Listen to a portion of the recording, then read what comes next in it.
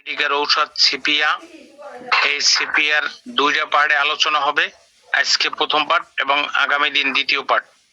তো আজকের এই ক্লাসে এই সিপিআর বাস্তব কেসটিকিং এর উপর এবং সকল কেসের উপরে আলোচনা করবেন আমাদের সকলের শ্রদ্ধাভাজন ব্যক্তিত্ব এবং একজন গবেষক ডাক্তার ইরশাদ হোসেন লিপ্টন স্যার জয়েন করেছেন এবং একটু ব্যস্ততার কারণে লিভ নিয়েছেন। কিছুক্ষণের মধ্যে স্যার ঢুকবেন। স্যার আলোচনা করবেন। আজকের ঔষধের বিষয় হলো সিপিয়া এবং আজকে ক্লাসটি সঞ্চালন করবেন আমাদের হোমিওপ্যাথিক কল্যাণ সোসাইটির কেন্দ্রীয় কার্যনির্বাহী সদস্য ডাক্তার বাসুদেব চন্দ্র প্রমাণিক স্যারকে আজকের ক্লাসটা সঞ্চালন করার জন্য অনুরোধ করছি এবং আজকের এই ক্লাসে পবিত্র কোরআনুল কারীম থেকে তেলাওয়াত করবেন ডাক্তার মোহাম্মদ মাহবুবুর রহমান গাইবান্ধা। আপনি ঘোষণা দিয়ে দেন স্যার, বাসুদেব প্রমাণিক স্যার। আচ্ছা, আসসালামু আলাইকুম। স্বাস্থ্য সুরক্ষায় হোমিওপ্যাথিক কল্যাণ সোসাইটি কেন্দ্রীয় কমিটি কর্তৃক আয়োজিত 272তম ক্লাসের সম্মানিত সুধী উপস্থিত ডাক্তারবৃন্দ, শুভেচ্ছা অভিনন্দন। আজকের বিষয় মেডিকেল ঔষধ সিপিয়া পার্ট প্রথম। আলোচক থাকবেন ডাক্তার ইরশাদ হোসেন লিপ্টন স্যার। আমি স্মরণ করছি প্রয়াত শারফুল আলম স্যারকে, যার হাত ধরে হোমিওপ্যাথিক কল্যাণ সোসাইটির পদযাত্রা শুরু হয়। আমি কৃতজ্ঞতা প্রকাশ করছি ডাক্তার সেলিম হোসেন স্যারের প্রতি যে আমাকে আজকের এই ক্লাসের আলোচক হিসেবে রাখার জন্য। পবিত্র প্রথমেই আমরা ক্লাসটা শুরু করব পবিত্র কোরআন থেকে তেলাওয়াতের জন্য।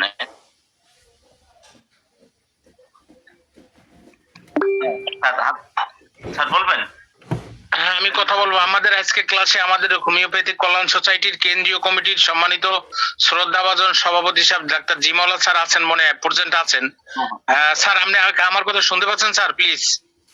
হ্যাঁ, শুনতে পাচ্ছি স্যার। আমি তো প্রথম খেয়াল করিনি, আপনি একটু ডাক শাক দেবেন না, আমাকে সতর্ক করবেন না স্যার প্লিজ? না, অসুবিধা নেই, আসসালামু আলাইকুম ওয়া রাহমাতুল্লাহ। আপনি সবাই আছেন ভালো? জি আলহামদুলিল্লাহ। আজকের ক্লাসের পক্ষ থেকে হোমিওপ্যাথিক কল্যাণ সোসাইটির কেন্দ্রীয় কমিটির শ্রদ্ধাভাজন সভাপতি জনাব অত্যন্ত ক্যান্সার বিষয়ে বাংলাদেশের একজন স্বনামধন্য হোমিওপ্যাথিক চিকিৎসক ডাক্তার জিমাওলা স্যারকে আজকের অডিয়েন্সের পক্ষ থেকে আন্তরিক অভিনন্দন এবং স্যারের সর্বোচ্চ কল্যাণ কামনা করছি। স্যার অত্যন্ত ব্যস্ততার মধ্যে আমাদের সাথে যুক্ত আছেন, আলহামদুলিল্লাহ। স্যারকে অভিনন্দন। সবাইকে অভিনন্দন আমার পক্ষ থেকেও।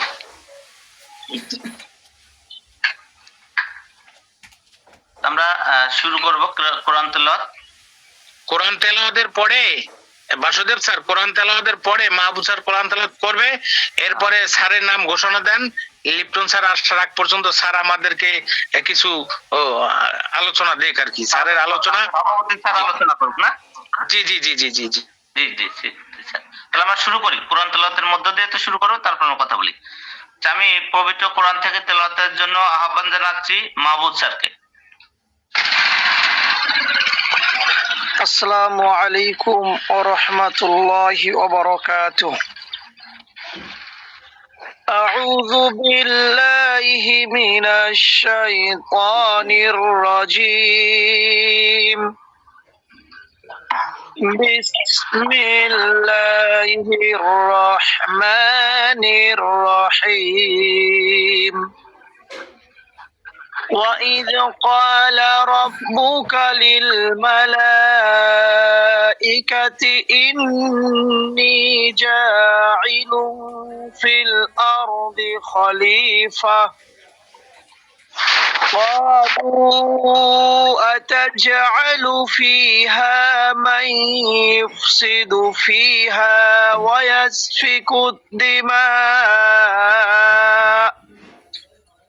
ونحن نسبح بحمدك ونقدس لك قال إني أعلم ما لا تعلمون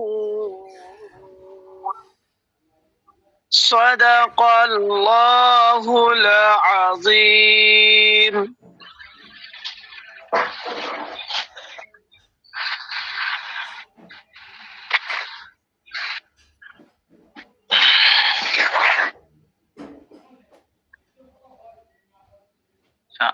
ধন্যবাদ ডাক্তার মাহবুবুর রহমান স্যারকে পবিত্র কোরআন থেকে তেলাওয়াতের জন্য।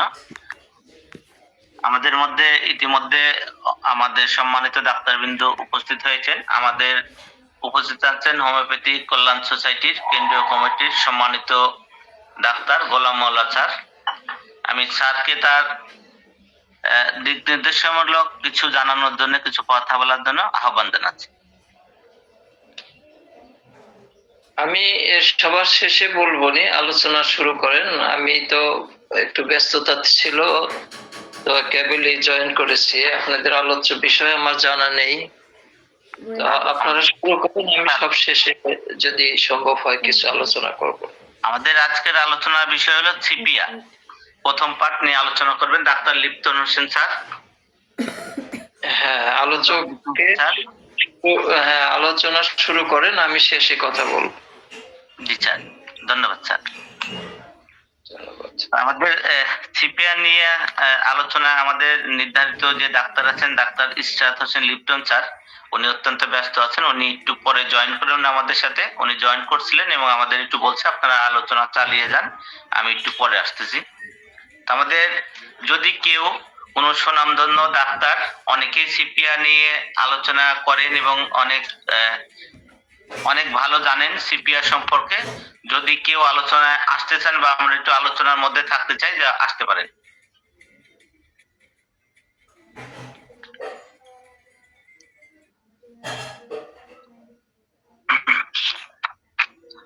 আমাদের কেউ যদি আলোচনা আসতে চাচ্ছে না, আসলে আমরা যে সিপিআর কে সাধারণত আলোচনা যদি আনতে চাই, তো সিপিআর যে বিষয়গুলো থাকে, যেমন তার গড়ন কেমন থাকে রোগীর, সিপিআর যে রোগীটা তার গড়ন কেমন থাকে, তার স্বভাব কেমন, তার মানসিকতা কেমন, সে কোন কিভাবে তার চরিত্র লক্ষণ প্রকাশ পায় ওষুধের, বা রোগ অবস্থায় সে কোন অবস্থায় থাকে, এই বিষয়গুলো নিয়ে আসলে আমাদের আলোচনার মধ্যে আসে। তা আমি যদি বলি যে সিপিআর আসলে গড়ন কেমন, সিপিআর রোগীর গড়নটা দেখতে কেমন, তার সাধারণত গড়নটা থাকে রোগীর বা রোগিনীর চুলটা কালো থাকে, পেশিতন্ত্র থাকে দৃঢ়, কিন্তু স্বভাব নম্র শান্ত। তা এছাড়া আবার পুরুষদের মধ্যে থাকে অপ্রশস্ত পুরুষের মতো, তার যে দেহটা, যা রোগিনী যারা বা মহিলা রোগী, তাদের গড়নটা থাকে এমন যে পুরুষের মতো অপ্রশস্ত, সরু, নিতম্বর বা কোমর, কোমরটা থাকে পুরুষের মতো আর কি। মহিলাদের যেমন নিতম্বর বা কোমর টোমর একটু ভারী ভারী থাকার কথা, আসলে এইভাবে তা দেখা যায় না, সাধারণত ব্যতিক্রম হইতে পারে। আর সিপিআর রোগীর যে স্বভাবটা থাকে, সেরা স্বভাবের মধ্যে যদি বলা যায়, তাহলে দেখা যায় যে কারণ ছাড়াই হঠাৎ করে সে কেঁদে ফেলার স্বভাব থাকে। রোগিনী নিজেকে সবসময় অসহায় বলে মনে করে, অর্থাৎ সে মনে করে আমার কেউ নাই, আমি অসহায়, মানে নিজে অপ্রস্তুত থাকে আর কি, অসহায়ত্ব বোধ করে সবসময়, মানে একা একা ভাবে, বা কারোর কথা তার আর ভালো লাগে না।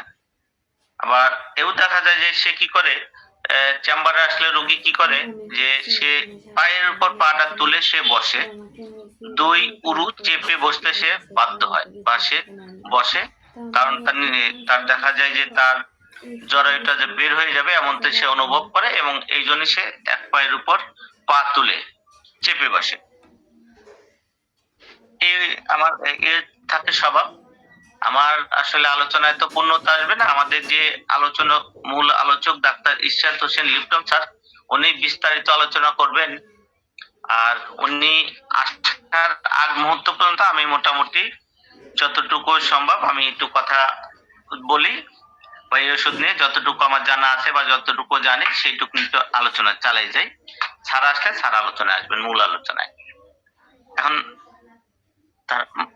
রোগীর মানসিক অবস্থা কেমন থাকে, কারণ হোমিওপ্যাথিক চিকিৎসাতে মানসিক অবস্থার গুরুত্ব অনেক গুরুত্বপূর্ণ।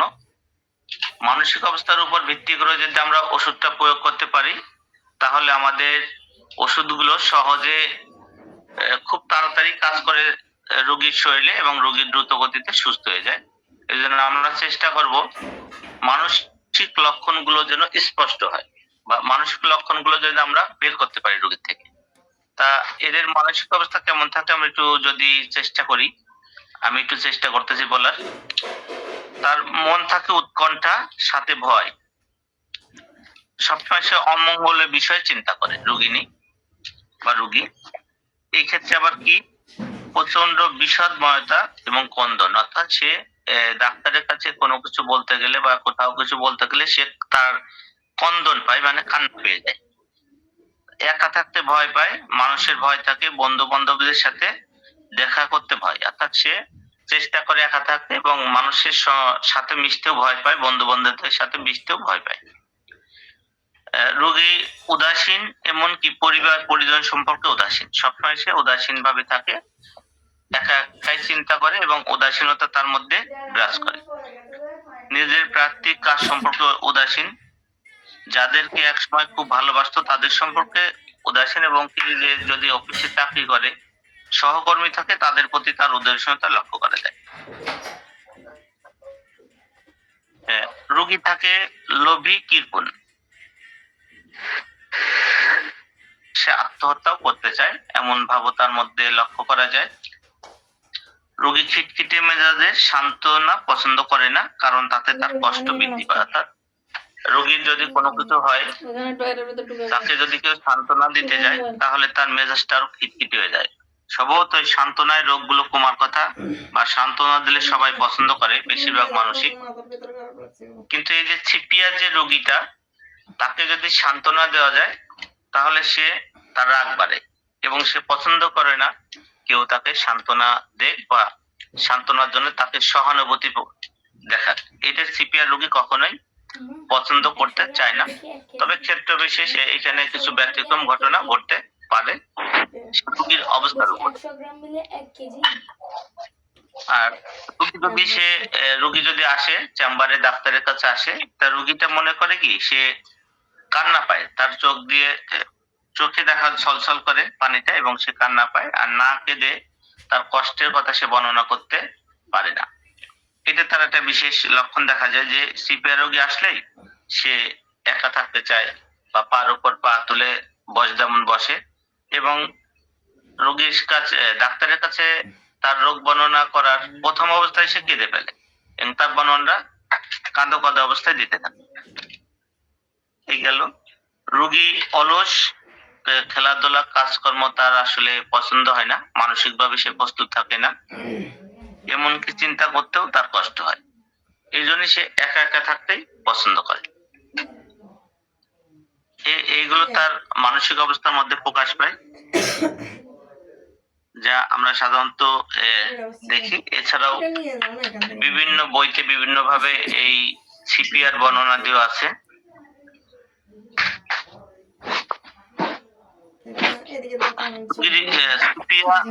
রোগীর সিপিআর যে ওষুধটা, এটা ওষুধটা তৈরি হয় কাটল ফিশ থেকে। কাটল ফিশ এক ধরনের সামুদ্রিক মাছ, আর এই মাছ থেকেই আমাদের এই সিপিআর ওষুধটির তৈরি হয়। আর এই মাছের বৈশিষ্ট্য হলো সে মাছটা, কাটল ফিশটা সম্পূর্ণ স্বাধীন চেতা জীব, অর্থাৎ সে একা থাকতে পছন্দ করে, স্বাধীনভাবে ঘোরাফেরা করতে পছন্দ করে। আর এই জন্য আমাদের রোগীগুলো সাধারণত সিপিআর যে রোগীগুলো, এরাও একা থাকতে ভালোবাসে, স্বাধীনভাবে ভালোবাসে এবং কার সাথে সে মিশতেই চায় না। এরা মাছটা যেমন দলবদ্ধভাবে ঘোরাফেরা করে না, একা একা থাকতে পছন্দ করে, সিপিআর রোগীও তদ্রূপ, সে মানুষের মধ্যে থাকতে অপছন্দ করে, এমনকি সে একা থাকতে বেশি স্বাচ্ছন্দ্য বোধ করে, তাই সে একা একা ঘুরে বেড়ায়। অর্থাৎ পরিবার পরিজন আছে, সে দেখলো যে তার ভালো লাগছে না, সে তার মতো একা একা চলাফেরা করতে স্বাচ্ছন্দ্য বোধ করে এবং একাই চলতে চায়। আর এটা তার একা একা থাকতে আর পছন্দই, যেহেতু মাছটা, কাটল ফিশটা একা থাকতে পছন্দ করে, সমুদ্রে সে একা একা বিচরণ করে, আর এই ওষুধটা যেহেতু কাটল ফিশ থেকেই তৈরি, এই চরিত্রের সিপিআর রোগীর চরিত্রটাও এইরকম যে সে একা একা থাকতেই বেশি স্বাচ্ছন্দ্য বোধ করে। আর এই রোগীটা যদি আমরা বলি অসামাজিক, তাহলে ভুল হবে না। অসামাজিক আমরা কাদের বলি? সাধারণত অসামাজিক লোক আমরা তাদেরই চিন্তা করি যারা সাধারণত মানুষের সাথে মিশতে চায় না, একা থাকে এবং নিজের স্বার্থটাই বোঝে, লোভী হয়, এদেরকে বুঝি। এই জন্য সিপিআর রোগীকে অসামাজিক বললেও অনেকটা মনে হয় ভুল হবে না। অর্থাৎ সে সমাজের সাথে মিশতেই চায় না। যারা সমাজের সাথে সাধারণত মিশতে চায় না তাদেরকে আমরা অসামাজিক বলি।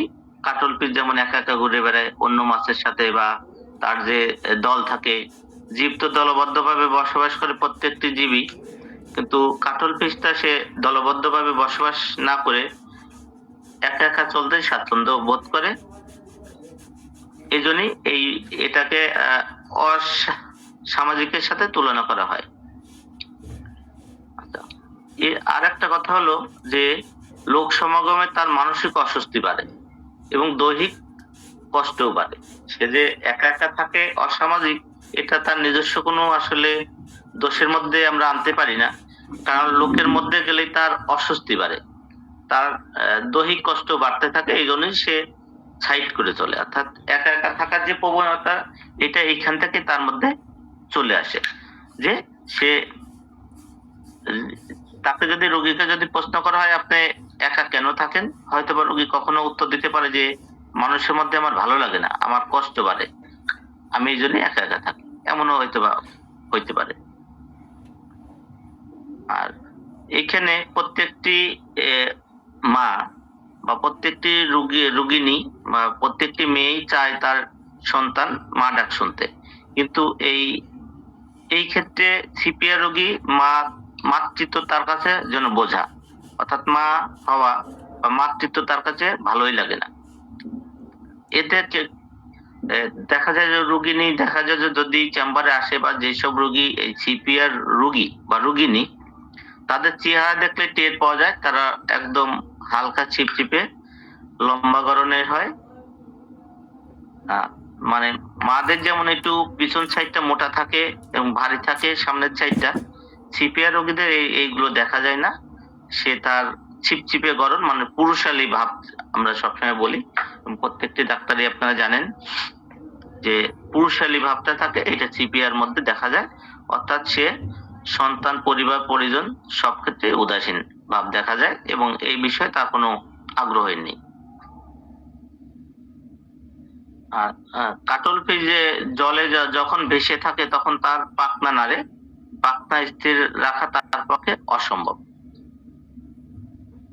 পাখনা নাড়াচাড়াতে সে স্বাচ্ছন্দ্য বোধ করে। সিপিআর রোগের চরিত্র তাই, অর্থাৎ কাটল ফিশ যে সমুদ্রের যে বিচরণটা বা চলাফেরাটা, সেটা সবসময় সে পাখনা অনবরত নাড়তে থাকে, আর এটা তার কাছে পছন্দ। সিপিআর রোগীর চরিত্র এইরকমই, বদ্ধ স্থান, দীর্ঘক্ষণ এক জায়গায় অবস্থান, তার অধীনস্থ থাকা, সংসারের চাপ তার কাছে অসহ্য। অর্থাৎ এখানে বলা হচ্ছে যে কাটল ফিশ সবসময় পাখনা নাড়ে এবং সে স্বাধীনভাবে এই প্রান্ত থেকে ও প্রান্ত, এক জায়গা থেকে আর এক জায়গায় ঘোরাঘুরি করতে স্বাচ্ছন্দ্য বোধ করে এবং ঘোরাঘুরি করতে থাকে। এটা তার একটা মানসিক অবস্থার মধ্যে তৈরি হয়। এক জায়গায় থাকলে তার কষ্টটা বাড়ে শরীরে, এজন্য সে স্বাধীনভাবে চলাফেরা করে। আর সিপিআর রোগীও একই ধরনের অবস্থাতেই হয়, যে সে এক জায়গায় থাকতে বাসুদেব স্যার, ওই যে স্যারে জয়েন হয়েছে, স্যারে যুক্ত হয়েছে, দেখছি আমি কথাটা শেষ হয়ে এরপর স্যার অবস্থানে চলে আসতেছে। তার সিপিআর রোগীর চরিত্র এমন যে সে এক জায়গায় থাকতে পছন্দই করে না, সে বিচরণ করে মাছের মতোই বিভিন্ন জায়গায় একা একা ঘুরতে পছন্দ করে এবং যদি বিপদ দেখে সে তার পরিস্থিতি অনুযায়ী চেষ্টা করে একা ঘুরে বেড়াইতে এবং একা চলে যেতে। যাই হোক, আমি যতটুকু এই সিপিআর সম্পর্কে বললাম, আমার থেকে অনেক অনেক আপনারা ভালো জানেন, আমি অত জানি না, যতটুকু জানলাম বললাম। আর আমাদের আজকে মূল আলোচক আছেন doctor Ishrat Hossain Lipton sir, আমাদের সাথে ইতিমধ্যে জয়েন করেছেন স্যার। আমি স্যারকে স্বাগত জানাই, অভিনন্দন জানাই, স্যার আমাদের মধ্যে আছেন। আর স্যারকে আমি আহ্বান জানাচ্ছি আমাদের প্রধান আলোচক doctor Ishrat Hossain Lipton sir, স্যারকে আহ্বান জানাচ্ছি আমাদের আলোচনায় অংশগ্রহণ করার জন্য। আজকের ওষুধ সিপিআর।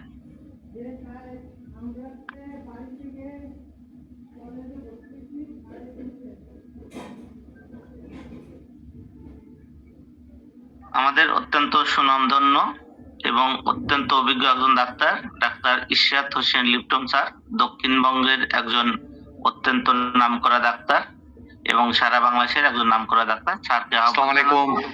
ওয়ালাইকুম সালাম। শুনতে স্যার, পাচ্ছেন? CPR ক্লিয়ার শোনা আপনার- যাচ্ছে? হ্যাঁ একটু স্যার, বলবেন সাউন্ড ক্লিয়ার কিনা? সাউন্ড ক্লিয়ার আছে স্যার। আচ্ছা, এখন? জি স্যার, আলোচনা আছেন স্যার। আচ্ছা আচ্ছা, থ্যাংক ইউ। দুঃখিত, দেরি হয়ে গেছে। একটা বইয়ের সেলিব্রেশন ছিল আশরাফুল হক স্যারের মেডিকেল, ওখানে আমাকে একটু জরুরি ভিত্তিতে যোগ দিতে হয়েছিল, যদিও আপনাদেরকে সময় দেওয়া, কিন্তু এই প্রোগ্রামটা হঠাৎ করে হয়ে গেছে। যাই হোক, সবাইকে শুভেচ্ছা, আর দেরি হওয়ার জন্য ক্ষমা করবেন। কালকে সেলিম স্যার এসেছিলেন আমার এখানে, কথা হলো, আমাকে উপস্থাপন করার অনুরোধ করা হলো সিপিআর সম্পর্কে, জটিল বিষয়। আমি বলছি, স্যার সিপিআর একদিনে হয় না। আমার কাছে সিপিআর প্রথম যে পার্টটা, সেটা উপস্থাপন করতে আমার 2 ঘন্টা সময় লাগবে। সিপিআর পার্ট 1, এটা 6000 কত ওয়ার্ডের, 18 পৃষ্ঠা। এটা আমার নিজের মতো করে যেটা গুছানো। আর দ্বিতীয়ত হলো, এরপরে হলো দ্বিতীয় পার্ট, তাও সেম। যাই হোক, আজকে আমি শুরু করি যতটুকু সম্ভব। সময় তো অনেক নষ্ট হয়ে গেছে, যেখানে থামতে হবে আপনারা বলবেন যে সময় শেষ, থেমে যাব। প্রয়োজনে এটা টু বি কন্টিনিউড।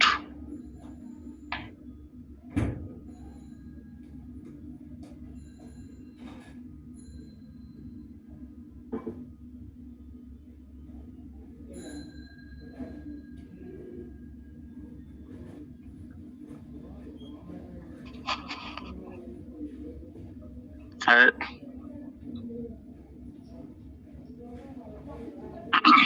আমার কথা শুনতে পার নাই এতক্ষণ নিঃসন্দেহে? জি জি স্যার। জি স্যার, শুনতে পাই। মাইকটা অটোমেটিক বন্ধ হয়ে গেছিল।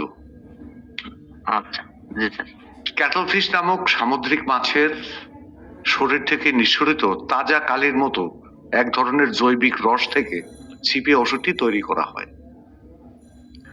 আমার সৌভাগ্য হয়েছে সিপিআরটা দেখার। কিছুদিন আগে আড্ডা দিতে গিয়েছিলাম কুয়াকাটা, সমুদ্র সৈকতে গিয়ে দেখি যে 1 ডালা সিপিআর ধরে নিয়ে আসছে। আমরা ওখানে ধরে চেক করে ওই কালিটা বের করে আমরা দেখেছি যে কালিটা কেমন। রাতে, তখন রাত 1:30 বাজে। ক্যাটলফিশ স্বাধীন চেতা নিভৃতচারী প্রাণী, যা দলবদ্ধ হয়ে না থেকে একা একই সাঁতার কেটে বেড়াতে পছন্দ করে। এরা গভীর সমুদ্রের ঠান্ডা পানির স্তরে পাথরের খাঁজের মধ্যে বাস করে। ক্যাটলফিশ যখন বিপদে পড়ে, বিশেষ করে অন্য কোনো হিংস্র সামুদ্রিক প্রাণীর আক্রমণের মুখোমুখি হয়, তখন এরা তাদের শরীর থেকে এই কালির মতো জৈবিক তরল মুখগহ্বর থেকে এবং শরীরের গ্রন্থি থেকে তরল নিক্ষেপ করে নিজের চারদিকে ছড়িয়ে দেয়, যা কালচে বাদামি রঙের ঘোলা মেঘাচ্ছন্ন অবস্থা সৃষ্টি করে। ক্লাউডি পরিস্থিতি সৃষ্টি করে। মনে রাখতে হবে ক্লাউডি, এই শব্দটা মনে রাখবে। ফলে আক্রমণকারী প্রাণীটি আর এই সিপিআরকে দেখতে পায় না, ক্যাটলফিশকে দেখতে পায় না। এই সুযোগে ক্যাটলফিশ আক্রমণকারী প্রাণীটিকে ফাঁকি দিয়ে অন্যত্র সরে গিয়ে নিজেকে রক্ষা করে।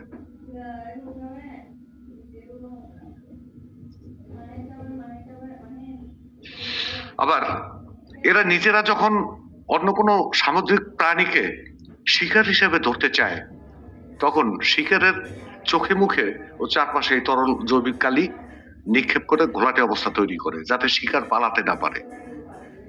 ঘোলা পানিতে সহজেই এরা শিকারকে কাবু করে ফেলে। এভাবে কালচে বাদামি রঙের তরল জৈবিক কালি ক্যাটলফিশ নিজস্ব সুরক্ষা ও অন্যকে আক্রমণ উভয় উদ্দেশ্যের ক্ষেত্রেই হাতিয়ার হিসেবে ব্যবহার করে। আমরা এখানে প্রাণীটির 2টো আচরণ দেখি। একটা হলো কখনো ভিকটিম, অন্যের আক্রমণের শিকার হয়, আবার এটি অ্যাগ্রেসিভ, অন্য প্রাণীকে সে আক্রমণও করে। এই পয়েন্টটাও মনে রাখতে হবে। সিপিআর নামক হোমিওপ্যাথিক ওষুধটির মধ্যে আমরা লঘুমাত্রায় হলেও এই 2 ধরনের আচরণ পাই। এই ওষুধের যে ক্যারেক্টারিস্টিক আছে, তার মধ্যে অল্প স্বল্প হলেও এই 2 ধরনের ক্যারেক্টারই আছে। সে আত্মরক্ষাও করে, আবার আক্রমণাত্মক হয়। এখানে একটা জিনিস মনে রাখতে হবে, আপনাদের সবাইকে মনে রাখতে হবে, আজকে আমি যে আলোচনাটা করতেছি, আমার এই আজকের আলোচনাকে কোনো অবস্থাতেই এই সিপিয়া নামক হোমিওপ্যাথিক ওষুধটির মেট্রিয়ামেডিকা ভিত্তিক পূর্ণাঙ্গ আলোচনা হিসেবে ধরা যাবে না। আজকের আলোচনা প্রচলিত মেট্রিয়ামেডিকা থেকে একটু বাইরে দাঁড়িয়ে ভিন্ন আঙ্গিকের, ভিন্ন মাত্রার। তবে বলতে পারি যারা আলোচনা শুনবেন তারা কিছুটা হলেও লাভবান হবেন। আমার জানা মতে সিপিএ নিয়ে এই ধরনের আলোচনা ইতিপূর্বে নট অনলি বাংলাদেশ, ওয়ার্ল্ডে হয়নি, আমার জানা মতে হয়নি, আমি যতদূর জানি। কোনো বইতে থাকতে পারে, কেউ লিখতে পারেন। এখন আপনি বলতে পারেন আমাকে যে তাহলে এই আলোচনাকে আমি আকাশ থেকে পেলাম না। প্রচুর সংখ্যক আমার এই 3 দশকেরও বেশি প্র্যাকটিস লাইফ এবং 4 দশকের বেশি স্টাডি লাইফ থেকে যে লব্ধ যে জ্ঞানটা, সেইটা আমি লিপিবদ্ধ করেছি আমার নিজস্ব ভঙ্গিতে, নিজস্ব ভাষায়। একটা কিছু হোমিওপ্যাথির বাইরে না, হোমিওপ্যাথির বাইরে থেকে না। আর হোমিওপ্যাথির সঙ্গে সঙ্গতিপূর্ণ না এমন কোনো কথাও এটার মধ্যে নেই। সিপিয়া ওষুধটি প্রধানত নারীদের জন্য প্রযোজ্য। গৃহস্থলী কাজে শ্রান্ত গৃহবধূ যিনি স্ত্রী হিসেবে, মা হিসেবে খুব একটা সক্রিয় নন, অন্তত এই দুইটির ক্ষেত্রে তার ভূমিকা অসার, উদাসীন এবং নিষ্ক্রিয়। স্ত্রীত্ব ও মাতৃত্বের জায়গা থেকে তিনি এক ধরনের মুক্তি চান। তিনি চান গতানুগতিক সংসার জীবনের নিরন্তর উদ্দীপনাহীন পরিবেশ থেকে মুক্তি, সংসারের গদবাঁধা কাজের শ্বাসরুদ্ধকর অবস্থা থেকে বেরিয়ে উন্মুক্ত সাগরের হিম শীতল জলে সাঁতার কাটার মতো বেড়াতে চান। উন্মুক্ত সাগরের যেভাবে সিপিয়ার বা ক্যাটলফিশ সাঁতার কাটে, এই যে তার মনোবৃত্তিটা, এটা ডক্ট্রিন অফ, এটা হলো মানে সিপিআর ডক্ট্রিন অফ সিগনেচার। ওই মাছটার মধ্যে, ক্যাটল ফিশের মধ্যে যে বৈশিষ্ট্য, সেই বৈশিষ্ট্যটা এখানে আমরা পাই। আমরা রোগী শনাক্তকরণের সুবিধার জন্য সিপিআরকে কয়েকটা ধরনে ভাগ করে নিতে পারি। এতে প্রাথমিক আলোচনায় যা পাওয়া তথ্যের ভিত্তিতে অন্তত রোগীর অবস্থা সম্পর্কে অনুমান বা ধারণা করা যেতে পারে। প্রথমত, গৃহকাজে শ্রান্ত গৃহবধূ যিনি তার আবেগীয় ও মানসিক বিষয়গুলো থেকে নিজেকে প্রত্যাহার করে নিয়েছেন।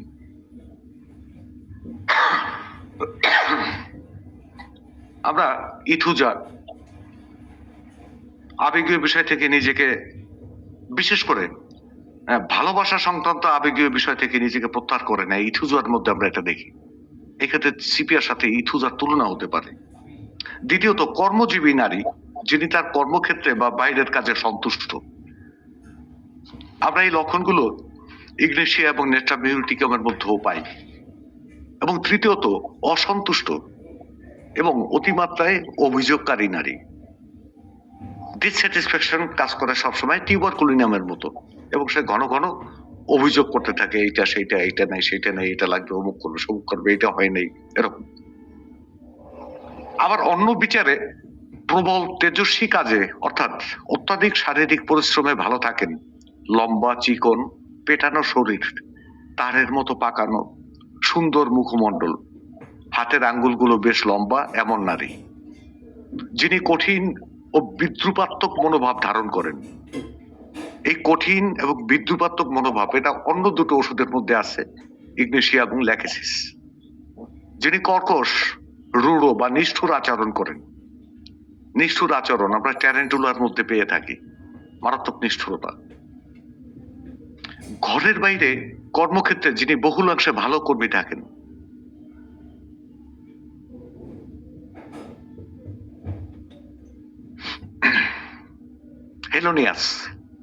হেলোনিয়াস এই ক্ষেত্রে সিপিআর সঙ্গে তুলনীয়। একদম সিপিআর অনেকগুলো লক্ষণই হেলোনিয়াসের মধ্যে বিদ্যমান থাকে। দক্ষ পরিচালক এবং প্রতিযোগিতামূলক, সে কম্পিটিশন করতে চায়। কম্পিটিটিভ আমরা নাক্স ভূমিকার মধ্যে যেমনটা পাই, এক্ষেত্রে সিপিআর এই ধরনটিকে যারা এই কম্পিটিটিভ মানে ডিরেকশন দিতে পছন্দ করে, সুদক্ষতার সঙ্গে তার নিপুণতার সঙ্গে কাজ করে থাকেন, এই সিপিআর এই ধরনটিকে নাক্স ভূমিকার সঙ্গে তুলনা করা যেতে পারে। আমাদের চেম্বারে অনেক ধরনের সিপিআর রোগী আমরা পেয়ে থাকি, অনেক ধরনের আরেক ধরনের, যার শারীরিক গঠন থলথলে, কিছুটা মোটা সোটা, হাঁটার সময় তার শরীরের পেশিগুলো সঞ্চালন দেখলে সান্দিক মনে হয়, মানে ভিন্ন একটা ছন্দ তোলে। তিনি অত্যন্ত জড়সড় অবস্থায় থাকেন, পায়ের গোড়ালি স্ফীত বা ফোলা, শরীরের পেশিগুলো তুলতুলে, অনেকটা ক্যালকেরিয়া কার্বনিকা রোগীর মতো মনে হয়। কিন্তু তার নিতম্ব চাপা, নিতম্ব মানে কোমর, পুরুষের নিতম্বর মতো। ক্যালকেরিয়া কার্বনিকার নারীদের নিতম্ব চাপা থাকে না। ব্যক্তি হিসাবে বেশ শান্ত, স্থির, নিরুৎসাহী, নিষ্ক্রিয়, অপরিবর্তনীয়। তিনি কোনো পরিবর্তনে সাড়া দেন না। তার চলাফেরা ঢিলে ঢালা, আলগা, আটসাট নয়, জড়তা সম্পন্ন, থল থলে ব্যাগের মতো জড়তা, মনে একটা থলে ব্যাগ পড়ে আছে, এরকম জড়তা। মাফ করবেন, আমি সহজে বোঝানোর জন্য একটা এক্সাম্পল টানবো। আমি এদেরকে সহজে বোঝানোর জন্য বলি, যেন একটা আটার বস্তা ফেলানো আছে, আটার বস্তা। ডক্টর এম এল টাইলর তার হোমিওপ্যাথিক ড্রাগ ফিক্সার্স গ্রন্থে লিখেছেন, ফ্যাকাশে বড় অর্থাৎ একান্নবর্তী পরিবারের এক ক্লান্ত মা, তিনি প্রচুর ঘামছেন, তার দুই বাহু বেয়ে ঘাম নিচে গড়িয়ে পড়ছে, তিনি অবরুদ্ধ থাকতে পারেন না, কারণ তাপ এবং অবরুদ্ধতার কারণে তিনি মূর্ছা যাবেন বলে মনে করেন। তবুও দরজা জানালা খোলা থাকলে যে ঠান্ডা বাতাস ঘরে ঢুকে যায় তা তার কাছে অসহনীয় মনে হয়। তার পিঠে ভয়ঙ্কর ব্যথা, তিনি চাপ দিতে চান একটা অবলম্বনের জন্য। এই লক্ষণটা নেট্রামেউটিকামের মধ্যেও আছে। তিনি মনে করেন অবশ্যই তাকে বসে পড়তে হবে, অথবা এক পায়ের উপর আর এক পা দিয়ে চেপে ধরতে হবে, কেননা তার মনে হয় তার ভিতরের জরায়ু সহ সবকিছু শেষে নিচের দিকে নেমে যাচ্ছে, বের হয়ে যাচ্ছে। শুধু তা আটকানোর জন্য তিনি বসে পড়েন। আমরা লিলিয়াম ডিগ্রি নামেও এই লক্ষণটা পেয়ে থাকি, যে তার ভেতরের সবকিছু তার যোনিপথ দিয়ে নিচের দিকে নেমে আসছে, এরকম চাপ অনুভব করা। হোমিওপ্যাথিতে অনেক পণ্ডিত সিপিআকে নাক্স ভূমিকার ফিমেল ভার্সন হিসেবে বর্ণনা করেছেন। আবার কেউ কেউ বলতে চেয়েছেন sepia is the sister of nux ভূমিকা, সিপিআ নাক্স ভূমিকার বোন। আমাকে যদি একটা মাত্র শব্দ দিয়ে সিপিআকে ব্যক্ত করতে বলা হয়, তাহলে আমি অবশ্যই বলবো স্থবিরতা। স্থবিরতা বা স্ট্রেসিস শব্দটিকে আমি বেছে নেব। সিপিআর বক্তব্যটা মানসিকতা, শরীর বিধান, এনার্জি লেভেল, এমনকি স্নায়ু কর্মকাণ্ড সবকিছুতে প্রকটভাবে যে বিষয়টি পরিলক্ষিত হয় তা হলো স্ট্রেসিস বা স্থবিরতা। আমরা আরো প্রকট স্থবিরতা দেখতে পাই সিপিআর হরমোনের স্তরে। আমরা চেষ্টা করব এসব বিষয়ে সহজ ও সাবলীল আলোচনা করতে। আজকের আলোচনাটা আমার কাছে আপনাদের কাছে অনেক বড় মনে হবে, কারণ আমি একটা ট্রেডিশন দেখি, একটা টেন্ডেন্সি দেখি। স্যার এত বড় আলোচনা না, সংক্ষেপে বলেন। সংক্ষেপে বললে লক্ষণ মুখস্থ করা যায়, ওষুধ আত্মস্থ করা যায় না, ওষুধ চিত্রটা নিজের মধ্যে চিত্রায়ন করা যায় না। সো আমি সংক্ষেপে বলি না, কোনোটাই সংক্ষেপে বলি না। আবার যদি প্রশ্ন করা হয় what is the trigger point of a CPR patient, প্রত্যেকটা প্রত্যেকটা ওষুধের পেশেন্টের একটা ট্রিগার পয়েন্ট থাকে। আমি এক কথায় উত্তর দেব, lack of manifestation is the trigger point of a CPR patient. অর্থাৎ ল্যাক অফ ম্যানিফেস্টেশন অর্থাৎ প্রকাশের ঘাটতি। প্রকাশের ঘাটতি হচ্ছে সিপিআর রোগীর ট্রিগার পয়েন্ট। প্রকাশের ঘাটতিকে কোনো সিপিআর রোগীর, কেন সিপিআর রোগীর ট্রিগার পয়েন্ট হিসেবে বলছি বা আমি এক কথায় উত্তর দিচ্ছি, সে বিষয়ে যৌক্তিক উপস্থাপনা আমরা আজকে এবং পরবর্তী যে চূড়ান্ত পর্বে, দ্বিতীয় পর্বে সুন্দরভাবে আমরা উপস্থাপন করার চেষ্টা করব।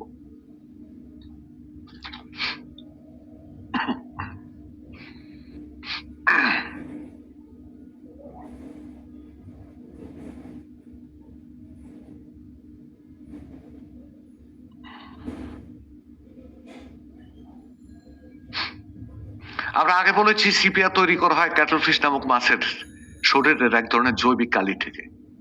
আর ক্যাটলফিশ নামক এই মাছটির নিবাস হচ্ছে সমুদ্রের গভীরতম স্তরে, বরফ শীতল পানিতে থাকা পাথরের খাঁজের ভেতরে। সুতরাং সিপিআর আলোচনা সমুদ্রের গতি প্রকৃতি দিয়েই শুরু করতে হয়।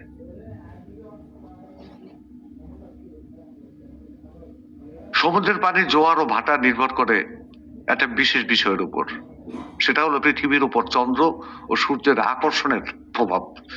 চন্দ্র সূর্যের আকর্ষণ শক্তির প্রভাবে সৃষ্টি হয় তেজ কাঁটাল মরা কাঁটাল। তেজ কাঁটাল ও মরা কাঁটালের ফলে দেখা দেয় অতি জোয়ার এবং অতি ভাটা। আমরা বিষয়টি অনেকেই জানি, একটাকে বলা হয় স্প্রিং টাইড, আরটার বলা হয় ন্যাপ টাইড। স্প্রিং টাইড হলো খুব অতি জোয়ার, আর অমাবস্যা পূর্ণিমার সময় দেখে অতি জোয়ার হচ্ছে। আবার একটা তিথিতে ষষ্ঠীর পরে, ষষ্ঠী বা সপ্তমী অষ্টমীতে দেখি আমরা একদম মানে খুব বেশি ভাটা হচ্ছে। যে এই বিষয়টা আমি এখন এখানে বাদ দিয়ে যাব। এই যে মানে স্প্রিং টাইড আর ন্যাপ টাইড, এটা সংক্ষেপে বুঝেন যে চন্দ্রকলা যখন পরিপূর্ণ থাকে তখন পানির উপরে চন্দ্রের প্রভাব বেশি থাকে, চন্দ্রের আকর্ষণ বেশি থাকে, পৃথিবীর উপরে আকর্ষণ বেশি থাকে। এই আকর্ষণটা প্রতিফলিত হয় সমুদ্র এবং নদীর পানির জোয়ার এবং ভাটার উপরে। আবার যখন এটা কমে যায় তখন ওই প্রভাবটা উল্টো প্রভাব সৃষ্টি হয়, যে আসলে তখন পানির স্তর নিচে নেমে যায়, কেন তখন চন্দ্র আকর্ষণ আর পানিকে টেনে উপরের দিকে রাখে না। ঠিক ওইভাবে মানুষের শরীর অভ্যন্তরে রক্ত এবং বিভিন্ন জৈবিক তরল পদার্থের সুষম সঞ্চালনের জন্য আকর্ষণ শক্তির প্রয়োজন। মানবদের ক্ষেত্রে আকর্ষণ শক্তি তৈরি করতে মুখ্য ভূমিকা রাখে বিভিন্ন হরমোন।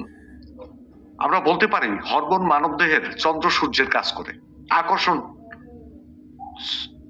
সৃষ্টির কাজটা করে। অন্তত অভ্যন্তরীণ আকর্ষণের ক্ষেত্রে বিশেষ করে বিভিন্ন স্টিমুলেটিং হরমোন বা উদ্দীপ্তকারী হরমোন মানুষের স্বাস্থ্যের শারীরিক এবং মানসিক স্বাস্থ্যের বিভিন্ন স্তরে জোয়ার ভাটা অর্থাৎ উদ্দীপনা তৈরি করতে হরমোনের, বিশেষ করে পিটুইটারি গ্রন্থ থেকে নিঃসৃত হরমোনের গুরুত্ব অপরিসীম। ইংরেজি হরমোন শব্দটির অর্থ প্রাণরস বা এক ধরনের জৈব রাসায়নিক তরল, যা শরীরে কোনো কোষ বা গ্রন্থি থেকে শরীরের নির্দিষ্ট অংশে নিঃসরিত হয়ে রক্তের সঙ্গে বা ব্যাপন প্রক্রিয়ায় উৎপত্তি স্থল থেকে দূরে বাহিত হয়ে দেহের বিভিন্ন বিপাকীয় ক্রিয়া নিয়ন্ত্রণ করে। হরমোনের নিজস্ব কাজ সম্পন্ন হওয়ার পর তার নিজ থেকেই আবার ধ্বংসপ্রাপ্ত হয়। হরমোন শব্দটির শাব্দিক অর্থ হলো জাগ্রত করা বা উত্তেজিত করা।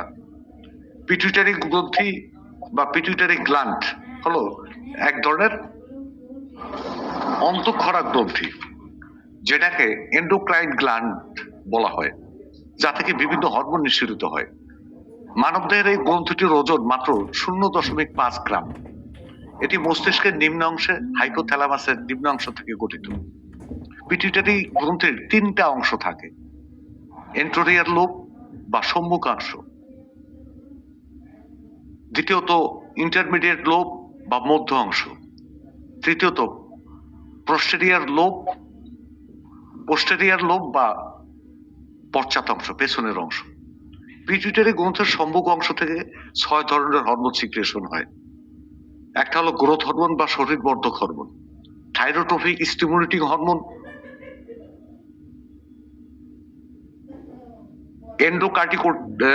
এন্ডোকার্টিকোট্রপিক hormone, follicle stimulating hormone, luteinizing hormone এবং প্রোলেকটিন বা ল্যাক্টোজেনিক হরমোন।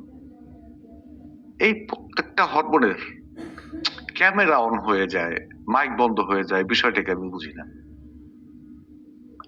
এই প্রত্যেকটা হরমোনের আলাদা আলাদা কাজ আছে। পিটুইটারি গ্রন্থির মধ্য অংশ থেকে নিঃসৃত একমাত্র হরমোনের নাম হলো মেলানোসাইট স্টিমুলেটিং হরমোন। গ্রন্থিটির পশ্চাৎ অংশ থেকে 2 ধরনের হরমোন সিক্রিয়েশন হয়। আচ্ছা, এইগুলো দরকার নাই, ওইটা ব্যাখ্যা আমরা না যাই, সংক্ষিপ্ত করি। তো আমাদের পিটুইটারি গ্রন্থের সম্মুখ অংশ থেকে যে 6টা হরমোন সিক্রিয়েশন হয়, নিঃসৃত হয়, তার মধ্যে প্রধান 2টি উদ্দীপক হরমোন বা স্টিমুলেটিং হরমোন হচ্ছে থাইরোট্রপিক স্টিমুলেটিং হরমোন বা TSH, আর দ্বিতীয়টি হলো ফলিকল স্টিমুলেটিং হরমোন বা FSH। মানুষের বিপাকীয় বিভিন্ন প্রক্রিয়া ও প্রজনন স্বাস্থ্য সুরক্ষার ক্ষেত্রে এই হরমোন দুটি গুরুত্বপূর্ণ ভূমিকা পালন করে।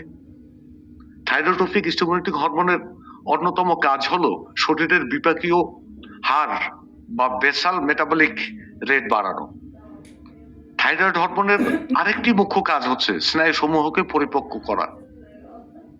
ফলিকল স্টিমুলেটিং হরমোনের ঘাটতি জনিত কারণে বন্ধ্যত্ব সৃষ্টি হতে পারে, নারীদের গর্ভবতী হতে বাধার সৃষ্টি হতে পারে। নারী পুরুষ উভয়ের ক্ষেত্রে ফলিকল স্টিমুলেটিং হরমোনের ঘাটতিজনিত কারণে যৌন চাহিদার অভাব দেখা দিতে পারে। শিশুদের ক্ষেত্রে বয়ঃসন্ধি দেখা দিতে দেরি হতে পারে। ফলিকল স্টিমুলেটিং হরমোন ও লিউটিনাইজিং হরমোন একত্রে প্রজননে সহায়তা করে। ফলিকল স্টিমুলেটিং হরমোন মানবদেহের প্রজনন তন্ত্রের বিকাশ, বৃদ্ধি ও গঠনে সহায়তা করে। নারী পুরুষ উভয়ের জন্য উভয়ের জনন কোষের পূর্ণতা প্রাপ্তিতে উদ্দীপনা দেয়। আমরা সিপিআর যে বর্ণনা আগে দিয়েছি এর বাইরেও সিপিআর একটা ধরন আছে। আমরা হরমোন সম্পর্কে বলে নিলাম, এটা সামনে কাজে লাগবে। এই ধরনটি সম্পর্কে আমরা যুগ যুগ ধরে জেনে আসছি, যা প্রচলিত প্রায় সবগুলো মেডিকেল মধ্যে নিপুণভাবে বর্ণিত আছে। সিপিআর এই ধরনটি সম্পর্কে বলা হয়েছে এরা নারী, শীতকাতর, তেজস্বিনী, শারীরিক পরিশ্রমে ভালো থাকেন। এরা সাধারণত লম্বা, পাতলা গড়নের, এদের হাতের আঙ্গুলগুলো লম্বা হয়। এসব নারীর শরীরের বিভিন্ন অঙ্গের ভাঁজগুলো, অঙ্গ প্রত্যঙ্গের ভাঁজগুলো দৃশ্যমান হয় না। অপ্রশস্ত বুক, তাদের স্মরণিত অংশের মতো চাপা, স্তন অনুচ্চ, চ্যাপ্টা, বুকের সাথে ল্যাপটানো বা লাগানো, পাতলা। সিপিআর এই ধরনটি হলো মূলত কনস্টিটিউশনাল সিপিআর। এদের শারীরিক গঠনটি হুট করে তৈরি হয় না। হরমোনের ভারসাম্যহীনতার কারণে সিপিআর এই ধরনটির শারীরিক গঠন এমন হয়ে থাকে। পাশাপাশি এদের বিশৃঙ্খলা বা ভারসাম্যহীনতা শুরু হয় জন্মের আগে থেকে, মাতৃগর্ভে থাকাকালে। কোনো না কোনো সাপ্রেশনের কারণে হরমোনজনিত বিশৃঙ্খলা দেখা দেয়, হয়তো মায়ের মানসিক চাপ বা অন্য কোনো বিষয়ের কারণে, বা মায়ের কোনো অসুস্থতা বা বংশগত বা জেনেটিক কোনো প্রবলেমে এই মাতৃগর্ভে থাকাকালে এই হরমোনের ভারসাম্যহীনতা দেখা দেয়। পরবর্তী সময়ে জন্ম হয় একটি সিপিআর শিশু হিসেবে। সিপিআর সম্পর্কে এই ধারণাটা আমাদের গুরুত্বের সঙ্গে মনে রাখতে হবে। আমরা একটু আগে হরমোন সম্পর্কে, বিশেষ করে অন্তঃক্ষরা বা পিটুইটারি গ্রন্থি থেকে মানবদেহে নিঃসরিত বিভিন্ন হরমোন সম্পর্কে সংক্ষিপ্ত আলোচনা করেছি। এর কারণ হলো সিপিআর কে বুঝতে হলে ওই বিষয়গুলো সম্পর্কে আমাদের মোটামুটি ধারণা থাকতে হবে। সিপিআর সম্পর্কে আমাদের একটা মূল্যবান কথা মনে রাখতে হবে। সিপিআর রোগীর বিশৃঙ্খলার শুরুটাই আসে হরমোনের ভারসাম্যহীনতার কারণে। প্রথমে আমরা জানলাম যুগ যুগ ধরে পাঠ্যপুস্তক ও বিভিন্ন গ্রন্থে সিপিআর যে রূপটি সম্পর্কে আমাদের শেখানো হয়েছে সেটি হলো সিপিআর ধাতুগত একটা রূপ। তিনি কনস্টিটিউশনাল সিপিআর, তিনি মাতৃগর্ভ থেকেই হরমোন জনিত কারণে সিপিআর হয়ে জন্মগ্রহণ করেন। আমরা যদি ওইসব শিশু যারা মাতৃগর্ভে কোনো ধরনের হরমোন জনিত বিশৃঙ্খলা নিয়ে জন্মেছে তাদের সম্পর্কে যত্নশীল হতে পারি, তবে তাদের ভবিষ্যৎ জীবনটা নির্ঝঞ্ঝাট করার ক্ষেত্রে যথেষ্ট ভূমিকা রাখতে পারবো। যদিও এসব রোগীর ধাতুগত অবস্থা কখনোই পরিবর্তিত হবে না, এমনকি কখনোই এরা শতভাগ আরোগ্য লাভও করবে না। মনে রাখতে হবে আমি যে ব্যক্তিটা এখন কথা বলছি, আপনাদের সঙ্গে ক্লাসে যুক্ত আছি, সেই আমিটার জন্ম আমার মায়ের গর্ভে। সুতরাং আমার মধ্যে মাতৃগর্ভে থাকাকালীন কোনো বিশৃঙ্খলা আসতেই পারে, হরমোনজনিত বিশৃঙ্খলাও আসতে পারে। তবে আর একটা গুরুত্বপূর্ণ বিষয় আমাদের জানতে হবে, আমি আমার মায়ের যে ডিম্বাণু বা ডিম থেকে জন্মেছি সেটি যে আমার মায়ের ওভারিতে জন্মেছে বিষয়টি কিন্তু এমন না। আমার মায়ের ওভারিতে সারা জীবনে কতটি ডিম্বাণু পরিপক্ক হবে তা নির্ধারিত হয়েছিল তার মায়ের গর্ভে থাকাকালীন অবস্থায়। অর্থাৎ আমার মা যখন তার মায়ের গর্ভে ছিলেন তখন এই বিষয়গুলো সিলেক্ট হয়ে গেছে। তখন এই বিষয়গুলো নিষ্পত্তি হয়েছিল। সুতরাং হরমোনজনিত বিশৃঙ্খলা রয়েছে এমন কোন শিশু বা ব্যক্তির চিকিৎসা করতে হলে শুধু তার এবং তার মায়েরই না, বরং তার নানি বা দিদিমা সম্পর্কেও আমাদের যথেষ্ট সংখ্যক তথ্য সংগ্রহ ও যাচাই এবং পর্যালোচনা করতে হবে। আমরা যে হরমোনজনিত সমস্যার কথা বললাম, এই সমস্যাটির সঙ্গেই আবার জড়িয়ে আছে সিপিআর স্থবিরতা বা স্থবিরতার বিষয়টি। পিটুইটারি গ্রন্থির সম্মুখ অংশ থেকে নিঃসৃত একটা হরমোনের কথা আমরা বলেছিলাম, গ্রোথ হরমোন বা শরীর বর্ধক হরমোন। এই হরমোনটির মূল কাজ হলো মানব শরীরের বিভিন্ন অঙ্গ প্রত্যঙ্গের সুষম বৃদ্ধিতে সহায়তা করা। মনে রাখতে হবে, শরীরের সুষম বৃদ্ধিতে সহায়তা করে কোনটা? Growth hormone. সুষম বৃদ্ধিতে আমরা শুধু অঙ্গ প্রত্যঙ্গের বৃদ্ধির রোধ করা কেউ বুঝি। যদি একটা অঙ্গ খুব বৃদ্ধিকেই বুঝি না, মারাত্মক ভাবে বড় হয়ে যাচ্ছে, তাহলে সে সুষম না। তাহলে কি স্বাভাবিক যে স্ট্যান্ডার্ড আছে, স্ট্যান্ডার্ডের চেয়ে বড় হতে পারবে না, আবার ছোট থাকতে পারবে না। তাহলে বৃদ্ধি রোধ করা কেউ বোঝায়। যদি শরীরের কোনো অঙ্গ বা প্রত্যঙ্গ স্বাভাবিক হারের তুলনায় বেশি বৃদ্ধি পেতে শুরু করে, তখন তা রোধ করার কাজও এই গ্রোথ হরমোন করে থাকে। আমরা কনস্টিটিউশনাল সিপিআর রোগীতে কি দেখি? তার অঙ্গ প্রত্যঙ্গ গুলো বৃদ্ধির স্বাভাবিক কিনা, স্বাভাবিক থাকে না। জন্ম থেকেই তার আঙ্গুলগুলো তুলনামূলক লম্বা হয়, অনেক লম্বা হয়। তার শরীরের অনুপাতে হাতের আঙ্গুলগুলো লম্বা হয়। যে বয়সে একজন নারীর বক্ষ প্রশস্ত হওয়ার কথা, স্তন বড় উন্নত এবং বিকশিত বা প্রকাশিত হওয়ার কথা, তা ঠিক হচ্ছে না। তার নিতম্ব দিন দিন আরো চেপে যাচ্ছে। তার শরীরের অভ্যন্তরীণ অঙ্গ বা প্রত্যঙ্গগুলো বৃদ্ধি পাচ্ছে না, বিকশিত হচ্ছে না। কেন এই অবস্থা দেখা দেয়? এ নিয়ে একটু ভাবা উচিত। আসলে তার এই সমস্যার পেছনে বেশ বড় একটা সংকট কাজ করে, তা হলো গ্রোথ হরমোন নিঃসরণে বা এটির কর্মকাণ্ডের ভারসাম্যহীনতা। সিপিআর যে কয়টা ধরন আমরা উল্লেখ করেছি, এর প্রতিটি ধরনের রোগীর যে কোনো সমস্যার পেছনেই হরমোনের নিঃসরণের ভারসাম্যহীনতা রয়েছে। আমরা পিটুইটারি গ্রন্থির সম্মুখ অংশ থেকে নিঃসরিত দুটি উদ্দীপক হরমোনের কথা বলেছিলাম, থাইরোট্রপিক স্টিমুলেটিং হরমোন ও ফলিকল স্টিমুলেটিং হরমোন। যে কোনো বয়সে যে কোনো লিঙ্গের একজন মানুষের জন্য এই দুটি উদ্দীপক হরমোন ভারসাম্যপূর্ণ হরমোনের ভারসাম্যপূর্ণ নিঃসরণ অত্যন্ত গুরুত্বপূর্ণ। আমরা এই হরমোন দুটির নামকরণের দিকে খেয়াল করলে বুঝতে পারি এদের মূল কাজ হলো স্টিমুলেট করা, অর্থাৎ উদ্দীপ্ত করা। থাইরোট্রপিক স্টিমুলেটিং হরমোন এক ধরনের গ্লাইকোপ্রোটিন হরমোন। পিটুইটারি গ্রন্থ থেকে নিঃসরিত এই হরমোন রক্ত প্রবাহের সঙ্গে মিলে থাইরয়েড গ্রন্থি উদ্দীপ্ত করে এবং থাইরক্সিন T4 ও থাইরোনিন T3, এই দুইটা থাইরয়েড হরমোনের উৎপাদন নিয়ন্ত্রণ করে। থাইরক্সিন T4 শরীরের বিপাক নিয়ন্ত্রণে ভূমিকা রাখে, মস্তিষ্কের বিকাশ, হৃদযন্ত্রের পাচনীয় কার্যকারিতা এবং পেশির বৃদ্ধি নিয়ন্ত্রণ করে। আবার থাইরক্সিন T4 ও T3 এ দুটি হরমোনে দেহের রোগ নারীদের মাসিক ঋতুচক্রের নিয়ন্ত্রণ করে। ফলিকল স্টিমুলেটিং হরমোন নারী পুরুষের উভয় যৌন স্বাস্থ্য নিয়ন্ত্রণে ভূমিকা রাখে। নারীদের ডিম্বাশয়ের কোষগুলোতে নিয়মতান্ত্রিক উদ্দীপনা সৃষ্টি করে, ডিম্বাণু পরিপক্ক হতে সহায়তা করে, যা সন্তান ধারণের জন্য অপরিহার্য।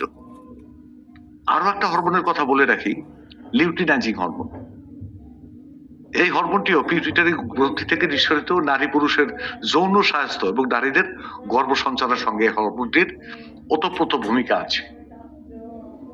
বিভিন্ন উদ্দীপক হরমোন যখন মানব দেহে উদ্দীপনা সৃষ্টি করে, তখন তা শুধু নির্দিষ্ট অঙ্গ বা প্রত্যঙ্গে সীমাবদ্ধ থাকে না, বরং সারা শরীরই ঝংকার তৈরি করে।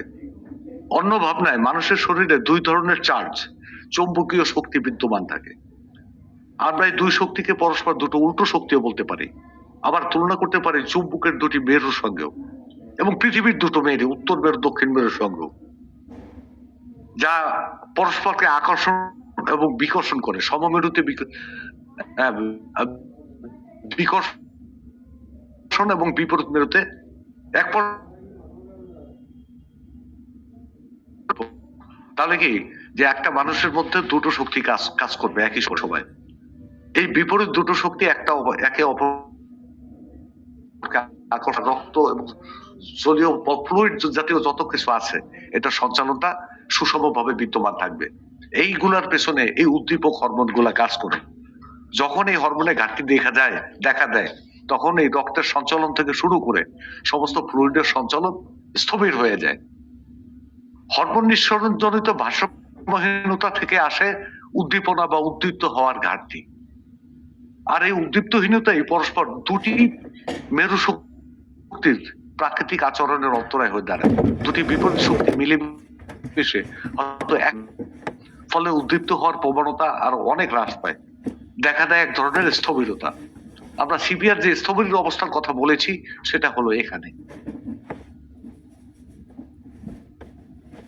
তো দেখেন, একটা মানুষের মধ্যে একই সঙ্গে নারী হরমোন এবং পুরুষ হরমোন থাকে। যেমন পুরুষের জন্য একটা হরমোন হচ্ছে টেস্টোস্টেরন হরমোন, এটা পুরুষের বেশি থাকবে। একজন নারীর মধ্যেও টেস্টোস্টেরন হরমোন থাকতে হবে, কিন্তু সেটা পরিমাণে কম, আনুপাতিক ভাবে কম। এবং এই দুটো হরমোন থাকার কারণেই একজন মানুষ সচল থাকে, একজন মানুষের অভ্যন্তরীণ অর্গানগুলো সচল থাকে। যদি এইটার ব্যালেন্সটা নষ্ট হয়ে যায় তার মধ্যে এক ধরনের স্থবিরতা দেখা দেয় সব দিক থেকে, তার চিন্তা ভাবনা, তার কাজ কর্ম, চলাফেরা, আশা আকাঙ্ক্ষা, স্পৃহা, সবকিছুতে একটা স্থবিরতা দেখা দেয়।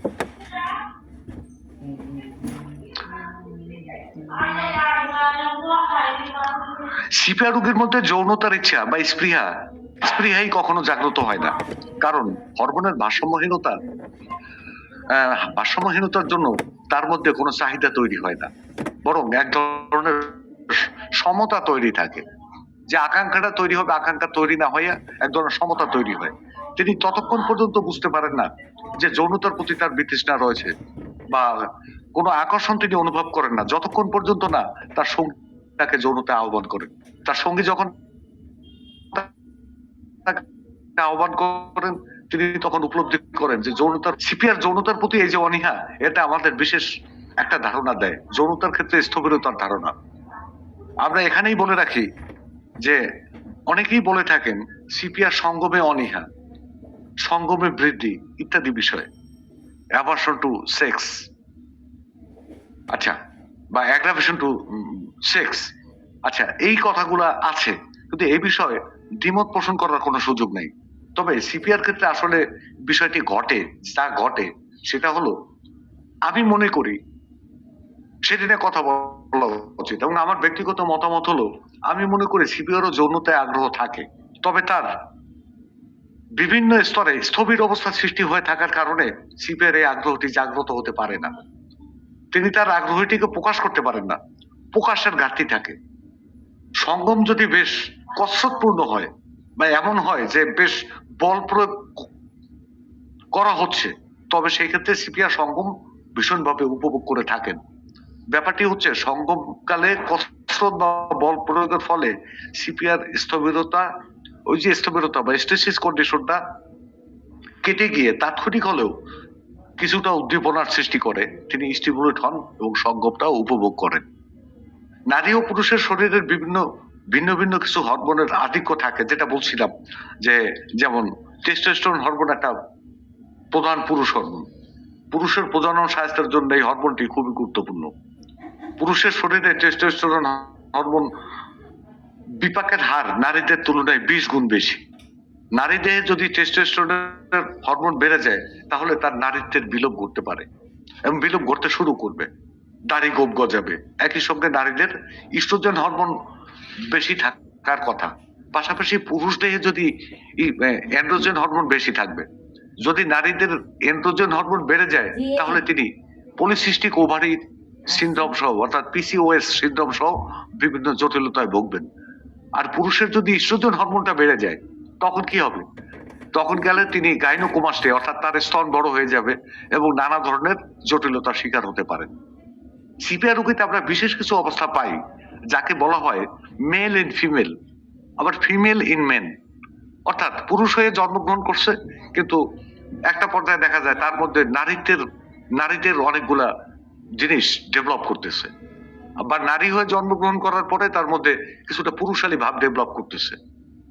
এটা কিন্তু সিপিআর একটা স্পেসিফিক বিষয়, যেসব সিপিআর হরমোনাল বিশৃঙ্খলাতে প্রকট। নারীদের মধ্যে পুরুষালী ভাব এবং পুরুষের মধ্যে মেয়েলি ভাব, এগুলো অবশ্যই হরমোনজনিত জটিলতার কারণে সৃষ্টি হয়। শুধু সিপিআর নয়, বরং medorrhinum, ignatia, pulsatilla, sepia, calcarea carbonica সহ বেশ কিছু ওষুধের রোগীর মধ্যে আমরা এই অবস্থাটা পাই। শুধু এই বিষয়টি নিয়ে ভিন্ন একটা ক্লাস হওয়া উচিত। সিপিআর স্থবিরতা শারীরিক স্তরেও দেখা দেয়। আমরা আগে বলেছিলাম মানবদেহে প্রাকৃতিক ভাবে আলাদা বিপরীত ধর্মের দুটি শক্তি কার্যকর থাকে। হরমোনজনিত বিশৃঙ্খলার কারণে এই শক্তি দুটির কার্যকারিতা যখন হ্রাস পায় বা হারিয়ে যায়, একই শক্তিতে পরিণত হয়, তখন তার প্রভাব পড়ে শরীর অভ্যন্তরের রক্তবহা নালীগুলোর উপর। রক্ত সঞ্চালনে শিথিলতা দেখা দেয়, ফলে শরীর অভ্যন্তরের লিগামেন্ট গুলো স্থিতিস্থাপকতা হারিয়ে ফেলে, ইলাস্টিসিটি হারিয়ে ফেলে। এগুলো শিথিল হয়ে পড়তে শুরু করলে কি হয়? এতে স্থবিরতা দেখা দেয় নারীদের জরায়ুর ভেতরে ও বাইরের দিকে। এটা আমরা জানি যে মেডিকেল সায়েন্সের স্টুডেন্ট হিসাবে, যে নারীদের জরায়ুটা উপরের দিকে তোলা থাকে, শিকার মতো কতগুলো রজ্জু থাকে, যেগুলোকে লিগামেন্ট বলা হয়। এর মধ্যে আবার আছে দুটো আছে ব্রড লিগামেন্ট। এই ব্রড লিগামেন্ট দ্বারা তো যখন রক্ত সঞ্চালনে তার মানে শিথিলতা দেখা দেয়, তখন এই লিগামেন্ট গুলো আস্তে আস্তে শিথিল হয়ে পড়ে। ইলাস্টিসিটি মানে এদের সংকুচিত এবং প্রসারিত হওয়ার ক্ষমতাটা হারিয়ে ফেলায়। তো তখন কি হয়? যে স্থবির হয়ে পড়ে। স্রোতস্বিনী নদীর কথা আমরা ধরি, নদীর স্রোতধারা যখন বন্ধ হয়ে যায়, তখন কি হয়? নদীর চলার পথে যেমন অবরুদ্ধ অবস্থা দেখা দেয়, স্থবির হয়ে পড়ে, ঠিক তেমনি সিপিআর নারীর শরীর অভ্যন্তরে অঙ্গগুলোতে অবরুদ্ধতার সৃষ্টি হয়। জরায়ুকে উপরের দিকে সঠিক অবস্থানে ধরে রাখার জন্য যে লিগামেন্ট থাকে, সেগুলো কর্মক্ষমতা হারিয়ে ফেলে। বিশেষ করে ব্রড লিগামেন্টের স্থিতিস্থাপকতা নষ্ট হয়ে যাওয়ায় জরায়ুর স্থানচ্যুতি ঘটে, প্রলাপস অফ ইউট্রাস।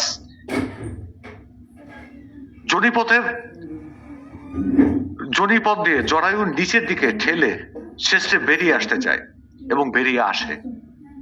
শরীরের স্বয়ংক্রিয় মেরু শক্তি নিষ্ক্রিয় হয়ে যাওয়ার কারণে স্থবিরতার সঙ্গে এক ধরনের পূর্ণতা বোধ দেখা দেয় সিপিআর রোগীর। তিনি মলদ্বারে পূর্ণতার অনুভূতি বোধ করেন। কোষ্ঠকাঠিন্য, মলত্যাগের কোনো অনুভূতি ছাড়াই কোষ্ঠকাঠিন্য দেখা দেয়। আবার এই অবস্থা থেকে বুঝতে পারি স্থবিরতা সিপিআর স্নায়ু স্তর দখল করে। কারণ মলত্যাগের ইচ্ছা আসা এটা স্নায়বিক ব্যাপার। স্নায়ু সমূহের কাজের বিশৃঙ্খলা দেখা দেয়, তাই তিনি মলত্যাগের কোনো তাগিদ অনুভব করেন না। তার পেটে খালি খালি বোধের অনুভূতি থাকে। এক ধরনের ক্ষুধা তিনি অনুভব করেন, তবে খাবারের প্রতি অনীহা থাকে। এমনকি খাবারের গন্ধেও তার বমি আসে। এগুলো স্নায়ুর বিকৃতিরই ফল। স্থবিরতার কারণে রক্তবহা নালীগুলোর মধ্যে ব্লাড ভেসেলে এক ধরনের পক্ষাঘাতিক বা প্যারালাইজড কন্ডিশন দেখা দিতে পারে, বিশেষ করে শরীরের প্রান্ত দেশে বা দূরবর্তী অঙ্গসমূহে, আঙ্গুলের মাথায়, আঙ্গুলের কাছাকাছি জায়গা সমূহে। আমার অভিজ্ঞতা থেকে বলছি, অসংখ্য সিপিআর রোগীতে আমরা এমনটা পেয়ে থাকি, যাদের হাত পায়ের আঙ্গুল, নাকের ডগা, কানে রক্ত প্রবাহ কমে যায়। ব্লাড ভেসেলের পক্ষাঘাতিক প্রতিবন্ধকতার সঙ্গে নিম্ন রক্তচাপের কারণে এই অবস্থা হয়ে থাকে।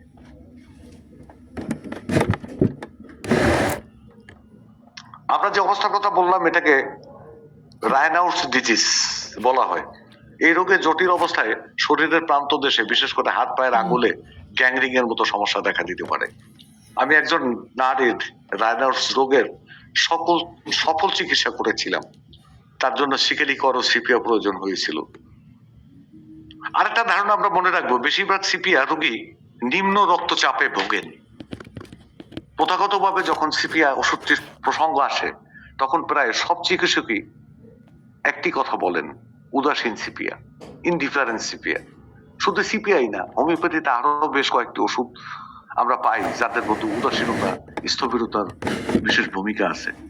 পেশাগত জীবনে আমি লক্ষ্য করেছি, জন্ম থেকে যিনি সিপিআর রোগী, অর্থাৎ ধাতুগত সিপিআর, তার চেয়ে অন্য ধাতু থেকে কনভার্টেড সিপিআর রোগীতে অন্তত উদাসীনতার বিষয়টি বেশি এবং জোরালো ভাবে থাকে।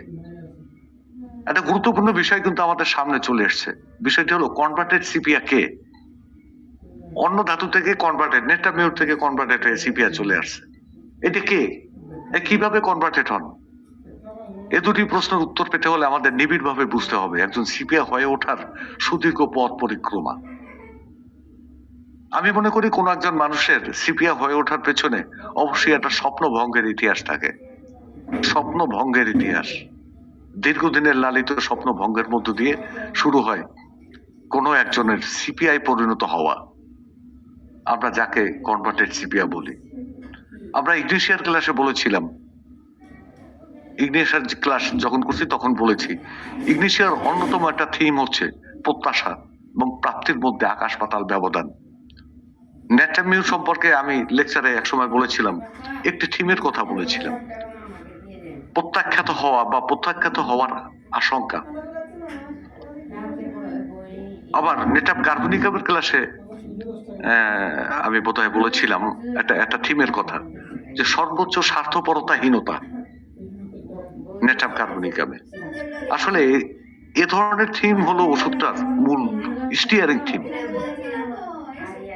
জন্মগতভাবে যারা ওই ওষুধগুলো রোগীর, তাদের মধ্যে স্টিয়ারিং থিমটি কার্যকর থাকতে পারে, কিন্তু থাকতেই হবে এমন বাধ্যবাধকতা নেই বলে আমি ব্যক্তিগতভাবে মনে করি।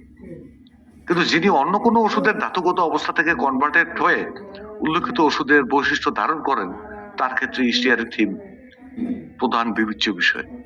এই থিমটা থাকতেই হবে। তখন আমরা কোনো একটি অবস্থায় সিপিআর সঙ্গে নাক্স ভূমিকার তুলনা টেনেছিলাম। আসলে নাক্স ভূমিকার সঙ্গে সিপিআর বৈশিষ্ট্যগত অনেক মিল আছে। যেমন সিপিআর নাক্স ভূমিকার মতো উচ্চাভিলাষী, তিনি তার জীবনে সফলতা চান, তিনি সফলতার শীর্ষে পৌঁছতে চান, এসবের জন্য তিনি যথেষ্ট পরিশ্রম করেন। আসলে আজকে দেরি হয়ে গেছে, আমি আলোচনা প্রথম পর্বই শেষ করতে পারবো না। আমি একটা রোগীর কথা বলি, রুকসানা। একজন রোগী রুকসানা আক্তার নেট্টামিউটিকামের অধীনে ছিলেন। রুকসানা তার জীবনের বিশেষ কিছু লক্ষ্য নির্ধারণ করে রেখেছিলেন, কিন্তু তিনি তার লক্ষ্যে পৌঁছানোর আগেই তাকে সংসার জীবন শুরু করতে হলো। প্রতিষ্ঠিত হওয়ার অনেক আগেই 19 বছর বয়সে তাকে বিয়ে করতে হলো। তিনি সংসার জীবনের ভীষণভাবে আটকে গেলেন। তাকে তার স্বামীর জন্য কাজ করতে হচ্ছে, পরিবারের অন্য সদস্যদের জন্য কাজ করতে হচ্ছে। তিনি ধীরে ধীরে তার লক্ষ্য থেকে দূরে সরে যেতে শুরু করেন। তাকে প্রতিনিয়তই একই ধরনের কাজ করে যেতে হচ্ছে। রুকসানা গান গাইতে ভালোবাসতেন, তিনি ভালো গান গাইতেন, ভালো নাচতেন, আবৃত্তিও করতেন। এখন তার পক্ষে সবকিছু করার সুযোগ নেই। সাংসারিক জীবনে তিনি এতটাই ব্যস্ত যে তার আর কোনো কিছুই ভাবা সম্ভব না। তার জীবনের প্রধান ইচ্ছেগুলো ডানা কাটা পাখির মতো মুখ থুবড়ে পড়ে থাকতে লাগলো। তিনি এ নিয়ে বেশ চাপ অনুভব করতে শুরু করেন। তার আবেগকে অনেক কষ্ট করে অবদমিত করে রাখার চেষ্টা করতে থাকেন। এক সময় তার এইসব বিষয়ের সঙ্গে সম্পৃক্ত আবেগীয় দিক পরিপূর্ণভাবে অবদমনের শিকার হয়। ঠিক এই মুহূর্ত থেকে তার মধ্যে এক ধরনের পরিবর্তন আসতে শুরু করে। ভেতরে ভেতরে বিশেষ এক ধরনের প্যাথোলজি ডেভেলপ করতে শুরু করে। তার অভ্যন্তরীণ স্থবিরতা দেখা দিতে শুরু করে, যেটা সিপিআর প্যাথোলজির প্রাথমিক অবস্থা। কিন্তু এই সময় সিপিআর পূর্ণাঙ্গ প্রতিচ্ছবি তার মধ্যে পাওয়া যায়নি। এর মধ্যেই তার গর্ভ সঞ্চার হলো। সন্তান গর্ভে থাকাকালীন রুকসানার মানসিক আবেগীয় স্তরে ব্যাপক পরিবর্তন দেখা দেয়। তিনি মারাত্মক উদাসীন হয়ে পড়েন, মেজাজ খিটখিটে হয়ে যায়, সারাক্ষণ বিছানায় শুয়ে থাকতেন। সন্তান জন্মের পর কিছুদিন তিনি মোটামুটি ভালো ছিলেন, কিন্তু আবার মানসিক বিপর্যয় দেখা দেয়। রুকসানার মা জানিয়েছিলেন, সন্তানের প্রতি মায়ের যে দরদ থাকার কথা রুকসানার মধ্যে তা ছিল না। বাচ্চা বুকের দুধও পাচ্ছিল না, তাই তার সন্তানের লালন পালনের ভার নেন রুকসানার মা। সন্তান প্রসবের পর থেকে দ্রুত তার শারীরিক মানসিক অবস্থার অবনতি ঘটতে শুরু করে। তিনি স্থায়ীভাবে পিএলআইডি মানে কোমরে ব্যথায় আক্রান্ত হন। তার জরায়ুর স্থানচ্যুতি ঘটতে থাকে। 3 বছরের মাথায় আবার তার গর্ভসঞ্চার হয়। এবার গর্ভসঞ্চারের শুরু থেকেই নানান জটিলতায় ভুগতে শুরু করেন রুকসানা। 3.5 মাসে তার মিসক্যারেজ যায়। মিসক্যারেজের পরে তিনি আমার চেম্বারে আসেন। রুকসানার জন্য ব্যবস্থা দেওয়া হয়েছে ছিল সিপিয়া। সিপিয়া চমৎকার ফল দিয়েছে। এখানে লক্ষণীয়, প্রথম গর্ভ সঞ্চারের পর তার মধ্যে সিপিআর প্রাথমিক লক্ষণ দেখা গেল, দ্বিতীয় গর্ভ সঞ্চারের পর বহুমুখী জটিলতা ও 3.5 মাসের মিসক্যারেজ হয়ে যাওয়া। এর মানে হলো গর্ভ সঞ্চারের শুরুতে নারী দেহে বিভিন্ন হরমোনের কর্মকাণ্ড শুরু হয়, আর এই সময়টিতে বিভিন্ন স্টিমুলেটিং হরমোন যথাযথ কাজ না করলে দেখা দেয় স্থবিরতা, যা সিপিআর প্রধান নির্দেশক একটা অবস্থা। তাহলে কি গর্ভ সঞ্চারী এই রোগীর হরমোন জনিত বিশৃঙ্খলার কারণ? এর উত্তর হলো না। এই রোগীর হরমোন জনিত বিশৃঙ্খলার মূল কারণ হলো তার ইমোশনাল সাপ্রেশন, আবেগীয় অবদমন। এখানে আমাদের জানার বিষয় আছে, কারো যদি আবেগীয় বিষয়ে স্থায়ীভাবে অবদমিত হয়, অর্থাৎ স্থায়ী ইমোশনাল সাপ্রেশন ঘটে, তবে তার হরমোন স্তরের উপর প্রভাব ফেলবে। হরমোনাল লেভেল ক্ষতিগ্রস্ত হবে। যদি স্থায়ীভাবে কোনো মানসিক বিষয়ের অবদমন বা সাপ্রেশন ঘটে, তবে তা স্নায়ুমণ্ডলকে ক্ষতিগ্রস্ত করবে। আর যদি স্থায়ী অবদমন শারীরিক কোনো বিষয়ে ঘটে, তবে তা এনার্জি লেভেলকে ক্ষতিগ্রস্ত করবে। এটি হলো অবদমন বা সাপ্রেশনের সমূহের প্রাথমিক ক্রিয়া। এরপর এই ক্ষতির প্রভাব ধীরে ধীরে শরীরের অন্যান্য স্তরে ছড়াতে শুরু করবে। আলোচ্য রোগীর আবেগীয় বিষয়গুলো স্থায়ী অবদমনের সঙ্গে সঙ্গে তার হরমোন স্তর ক্ষতিগ্রস্ত হতে শুরু করেছিল, যার বাহ্যিক প্রকাশ প্রথম দিকে লক্ষণীয় ছিল না, কিন্তু গর্ভ সঞ্চারের পর বিভিন্ন হরমোনের প্রভাব ও চাহিদা প্রাকৃতিক ও জীববৈজ্ঞানিক কারণে বেড়ে যাওয়ায় বাহ্যিক লক্ষণ স্পষ্ট হতে থাকে। মনে রাখতে হবে, কনভার্টেড সিপিআর প্রধান নির্দেশক লক্ষণগুলো বা তার অসুস্থতা প্রথম গর্ভ সঞ্চারের সময়, গর্ভকালীন অবস্থায়, প্রথম শিশুর জন্মের পরাপর, শিশুকে বুকের দুধ খাওয়ানোর সময় প্রকাশ পেতে শুরু করে। আবার এই অবস্থা শুরু হতে পারে বিয়ের দীর্ঘদিন পরেও, গর্ভ সঞ্চার না হওয়া বা অকালে গর্ভপাত হওয়ার মধ্য দিয়েও। আমার অভিজ্ঞতা এমন, সিপিয়া নারী রোগীদের মধ্যে অনেকেই গলগণ্ড বা গয়টার বা পাপিলিয়ারি টিউমার, থাইরয়েড গ্ল্যান্ডের সমস্যা সহ থাইরয়েড হরমোন জনিত বিভিন্ন জটিলতায় ভোগেন। এর মধ্যে যারা কনস্টিটিউশনাল সিপিআর, তাদের অধিকাংশ ক্ষেত্রে হাইপার থাইরয়েডিজম দেখা দেয়। পাশাপাশি কনভার্টেড সিপিআর রোগীদের হাইপোথাইরয়েডিজম এবং হাইপার থাইরয়েডিজম দুটোই দেখা দেয়। আমরা বলেছিলাম lack of manifestation is the trigger point of CPR, অর্থাৎ প্রকাশের ঘাটতি হলো সিপিআর ট্রিগার পয়েন্ট। আমরা স্থবিরতা সম্পর্কে যথেষ্ট গুরুত্ব দিয়েছিলাম। প্রকৃতপক্ষে সিপিআর ক্ষেত্রে স্থবির অবস্থা বা স্থবিরতা হচ্ছে মূল থিম। আমরা যদি শরীর বিজ্ঞানের দিকে খেয়াল করি, তাহলে দেখি সিপিআর স্থবিরতার কারণ হরমোনের ভারসাম্যহীনতা। হরমোনের এই ভারসাম্যহীনতা দুই ভাবে দেখা দিতে পারে। একটা হলো জন্মগত, আর হলো সিপিআর মূল ধাতুগত বা কনস্টিটিউশনাল যারা কনস্টিটিউশনাল রোগী হন। আর একটা ক্ষেত্র আবেগীয় বা ইমোশনাল সাপ্রেশনের কারণে হরমোনের ভারসাম্যহীনতা দেখা দেয়, এবং এই কারণে ধীরে ধীরে সিপিআর সদৃশ প্যাথোলজি ডেভেলপ করতে থাকে। এই প্যাথোলজিটা কি? এই প্যাথোলজিটা স্টেসিস বা স্থবিরতা। আমরা যাকে কনভার্টেড সিপিআর বলি। উভয় ধরনের সিপিআর রোগীর মধ্যে একটা জিনিস কমন আমরা পাবো, সেটা হলো ল্যাক অফ ম্যানিফেস্টেশন, অর্থাৎ প্রকাশের ঘাটতি। তার রূপ আছে, সৌন্দর্য আছে, প্রকাশ করতে পারে না। ভালো একটা শাড়ি পরছে, কিন্তু শাড়ির পরার যে একটা নিপুণতা, এটা সে প্রকাশ করতে পারে না। সে যখন বসে হাত পা ছাড়াইয়া সবকিছু সে চেষ্টা করে, বাট পারে না। ভেগার মা, সেটা লিপস্টিক দিলে তাও যেন একটা ল্যাপটাইয়া যায়, সে লিপস্টিকের সৌন্দর্যটাও প্রকাশ করতে পারে না। ল্যাক অফ ম্যানিফেস্টেশন, অর্থাৎ প্রকাশের ঘাটতি হলো সিপিআর মেইন জিনিস। আপনি দেখেন কি হয়েছে, সে এখন পরিপূর্ণ যৌবনে পড়েছে, কিন্তু যৌবনের যে সাইনগুলো প্রাকৃতিক ভাবে এগুলো প্রকাশিত হয় না। একজন নারীর যৌবনে তার স্তন যুগল বিকশিত হবে, প্রকাশিত হবে না, সেটা প্রকাশ পায় না। তার মুখমণ্ডলে বা তার চেহারায়, তার স্কিনে গ্ল্যামার থাকবে না, গ্ল্যামার প্রকাশ পায় না। সবকিছুর মধ্যে ল্যাক অফ ম্যানিফেস্টেশন। সুতরাং কে কি বলছে না বলছে এটা আমি বুঝি না, আমি সিপিআর এক কথায় বুঝি ল্যাক অফ ম্যানিফেস্টেশন। আমরা সামনের দিকে পাবো যে সিপিআর রোগের মধ্যে বলে যে এর ভালোবাসা ভালোবাসতে পারে না। আপনি নরেন্দ্র বন্দ্যোপাধ্যায় না কোথাও, সে জানে যে তার সন্তান সন্ততি এবং মানে তার স্বামীকে ভালোবাসা উচিত, কিন্তু সে ভালোবাসতে পারে না। নো, সিপিআর মধ্যে যথেষ্টই প্রেম আছে, মমতা আছে, মমত্ববোধ আছে, সব কিছু আছে। ভালোবাসতে পারে না বিষয়টা তার এমন না, সে অবশ্যই ভালোবাসতে পারে এবং ভালোবাসা দেওয়ার মতো গুণ তার মধ্যে যথেষ্ট আছে, বাট সে ভালোবাসা প্রকাশ করতে পারে না। এই ক্ষেত্রেও যে জিনিসটা প্রকট হয়ে দাঁড়ায়, মারাত্মক হয়ে দাঁড়ায়, সে জিনিসটা হলো ল্যাক অফ ম্যানিফেস্টেশন। সে ভালোবাসা প্রকাশ করতে পারে না। তো সিপিআর কে আমরা যখন ধরবো, বুঝবো, তার সারফেসে একটা জিনিস আমরা পাবো, ল্যাক অফ ম্যানিফেস্টেশন। লাখ টাকা দামের শাড়ি পরছে, কিন্তু তার সৌন্দর্য প্রকাশিত হয় না। সেরা বিউটি পার্লারে গিয়ে সে মেকআপ করে আসছে, কিন্তু তারপরও তার ফ্যাটকা দেখায়। ঠিক আছে, this the nature of CPR. CPR অন্যতম বৈশিষ্ট্য ইন্ডিফারেন্সনেস। এটা আমি আজকে আর ক্লাসটা কন্টিনিউ করব না, এরপরে যখন সুযোগ পাবো এই অবস্থা থেকে আমরা সামনে যাব, আজকের এই অবস্থাটা থেকে। মানে রাত হয়ে যাচ্ছে, রাত 11:30 বেজে গেছে। আপনারা কতক্ষণ বসে থাকবেন? যদি কোনো প্রশ্ন থাকেন করতে পারেন, আমি উত্তর দেওয়ার চেষ্টা করব।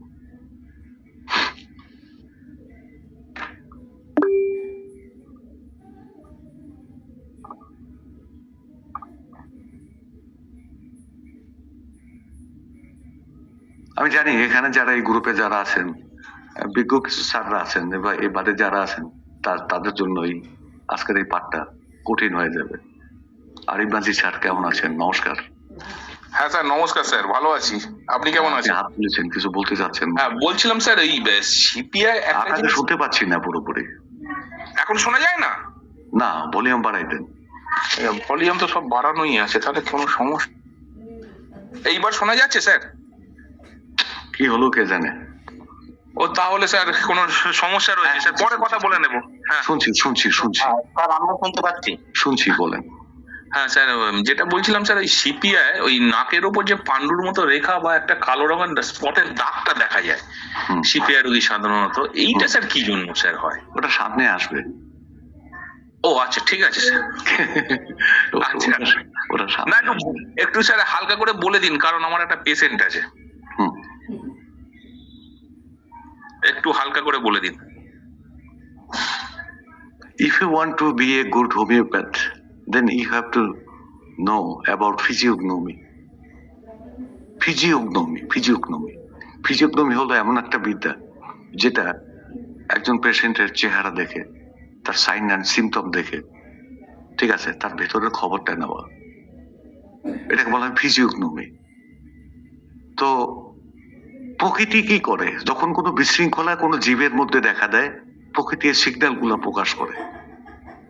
এই সিগন্যাল গুলো দেখে আপনি ওষুধ নির্বাচন করবেন। স্কিনের গ্ল্যামারটা নষ্ট হয়ে গেছে, স্কিনের উপর র্যাশ পড়ছে। সিপিআর যে রোগীগুলো একটু আগে বললাম, কনভার্টেড সিপিআর, প্রচন্ড ইমোশনাল বিষয়গুলো সাপ্রেসড হওয়ার কারণে সে অন্য কোনো কনস্টিটিউশন থেকে কনভার্টেড হয়ে সিপিআই আসছে, তাদের মধ্যে এই র্যাশটা দেখবেন। এটা সাপ্রেশনের একটা চিহ্ন। আপনি যদি কোনো রোগীতে এই সিপিআর সদৃশ বা অন্য কোনো র্যাশ দেখেন মুখমণ্ডলে, মেস্তা যেটাকে বলে, আপনি ধরে নেবেন এই রোগীটা মারাত্মক রকমের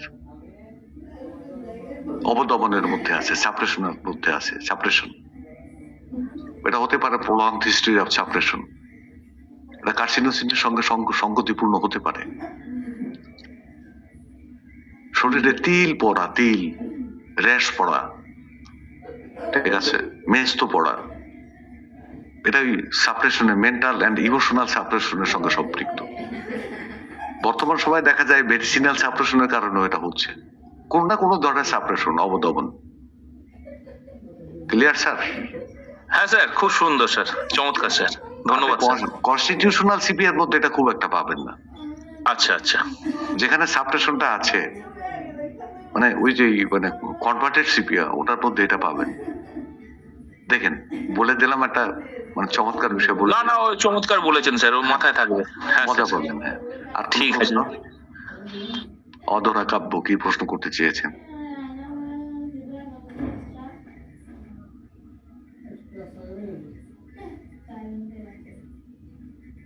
অধরা কাব্য কিছু বলবেন? হাত তুলেছেন। স্যার, আমরা হ্যান্ড দেখতে পাচ্ছি স্যার, প্রশ্ন করেন। অধরা কাব্য স্যার। আসসালামু আলাইকুম স্যার। জি, ওয়ালাইকুম আসসালাম ওয়া রাহমাতুল্লাহ। স্যার কেমন আছেন? আছি আলহামদুলিল্লাহ, আপনাদের দোয়ায়।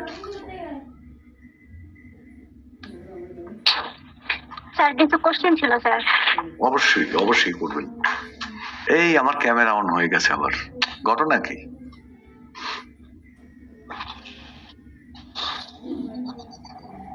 স্যার আপনি যে বললেন একটা মেয়ের বয়সন্ধিকাল যতটুকু বৃদ্ধি পাওয়ার কথা বয়স অনুযায়ী ততটুকু বৃদ্ধি পাবে না, এর আগে তো আপনি বেটা কার্বনিকের কেউ বলছিলেন স্যার একটা হরমোনাল জনিত কারণে একটা মেয়ে ঠিক বয়স অনুযায়ী বাড়তে পারে না।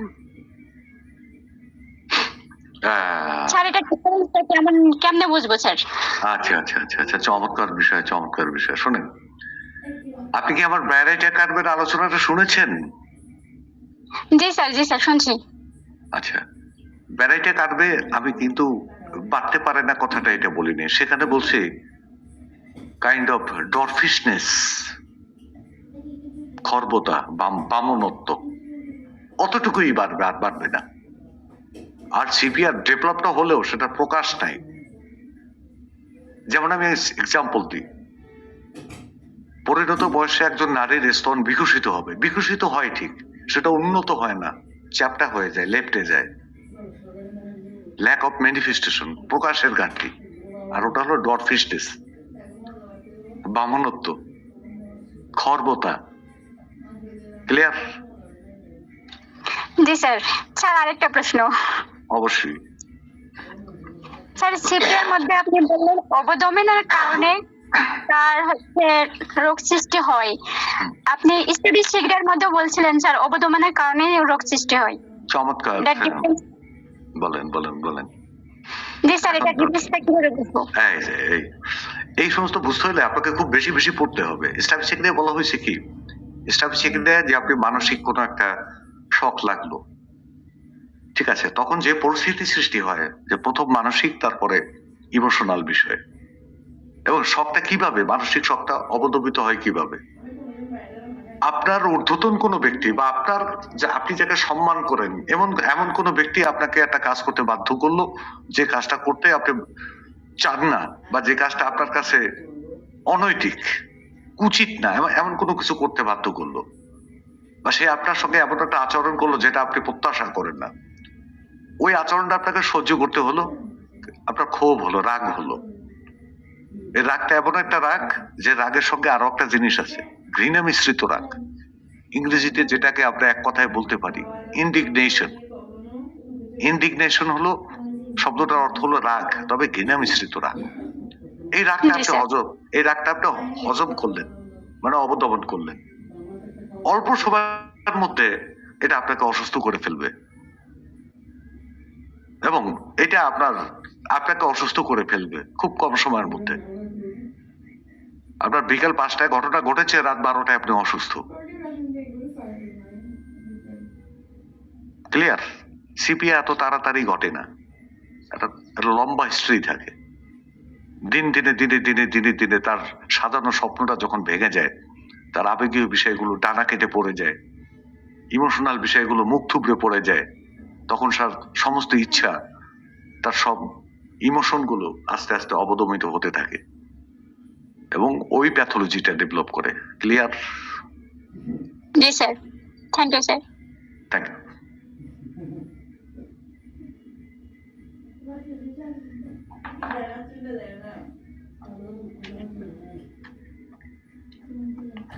কেউ কিছু বলবেন আর?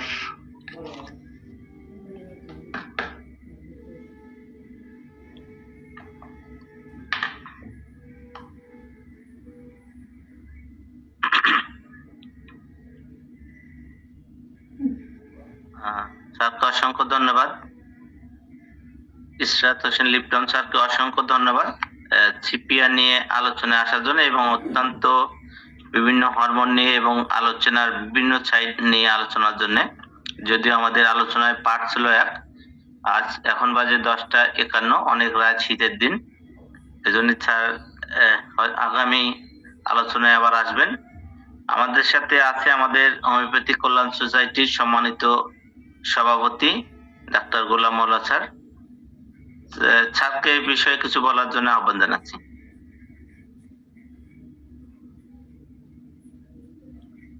হ্যাঁ, ডাক্তার গোলাম মোল্লা স্যার আছেন আমাদের সাথে?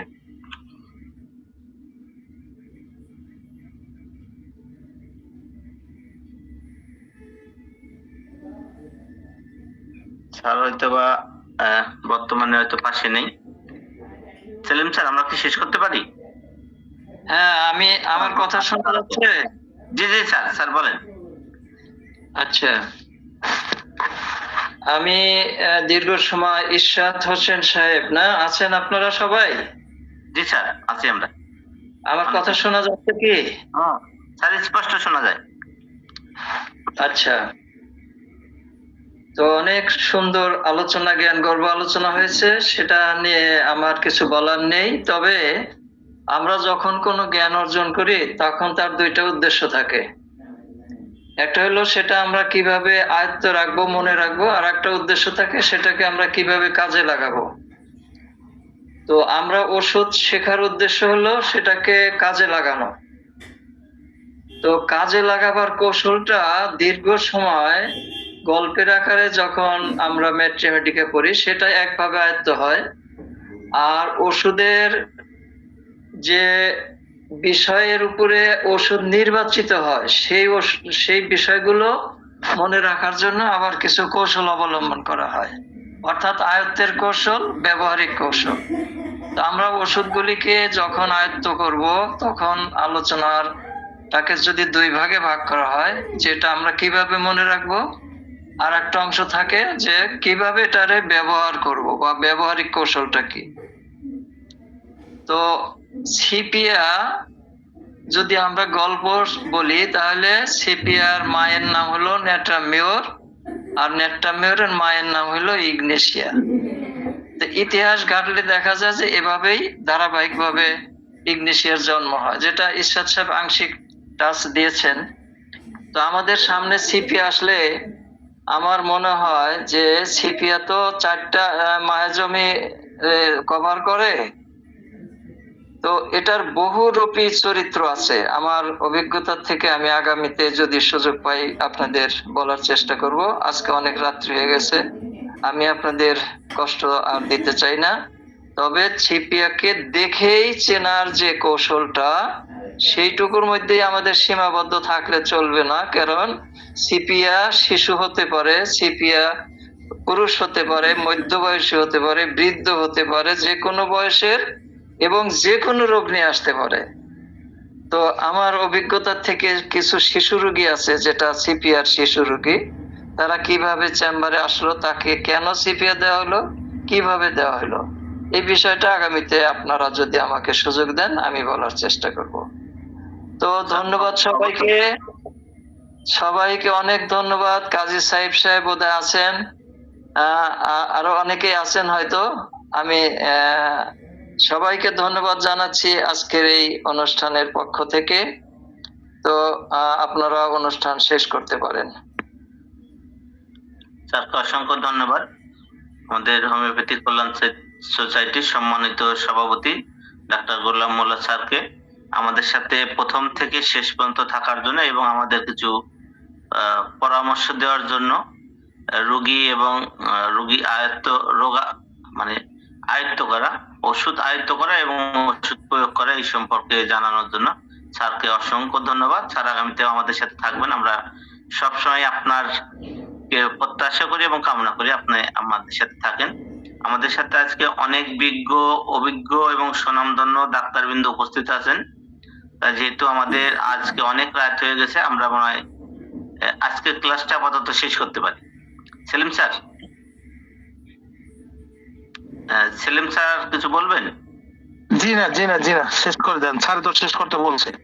আচ্ছা, যেহেতু আমাদের সভাপতি মহোদয় শেষ করার অনুমতি দিচ্ছে, আমরা ক্লাসটা এখানেই শেষ করতে পারি এবং আজকের মতো আমরা শেষ করি ক্লাসটা।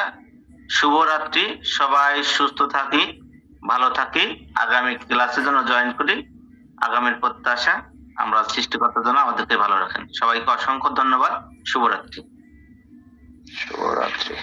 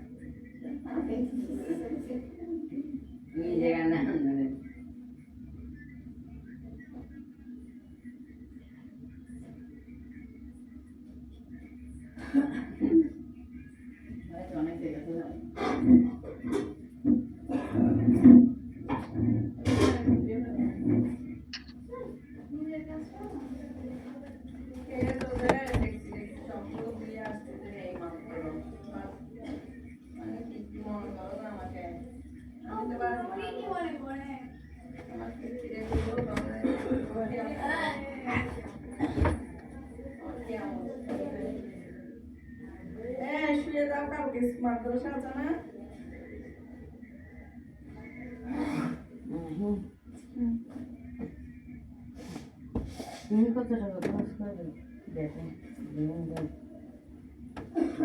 কত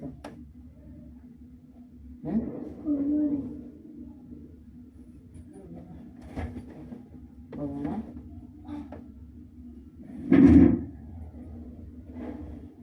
বইটা ব্যাগটা গোসাই শুয়ে যাও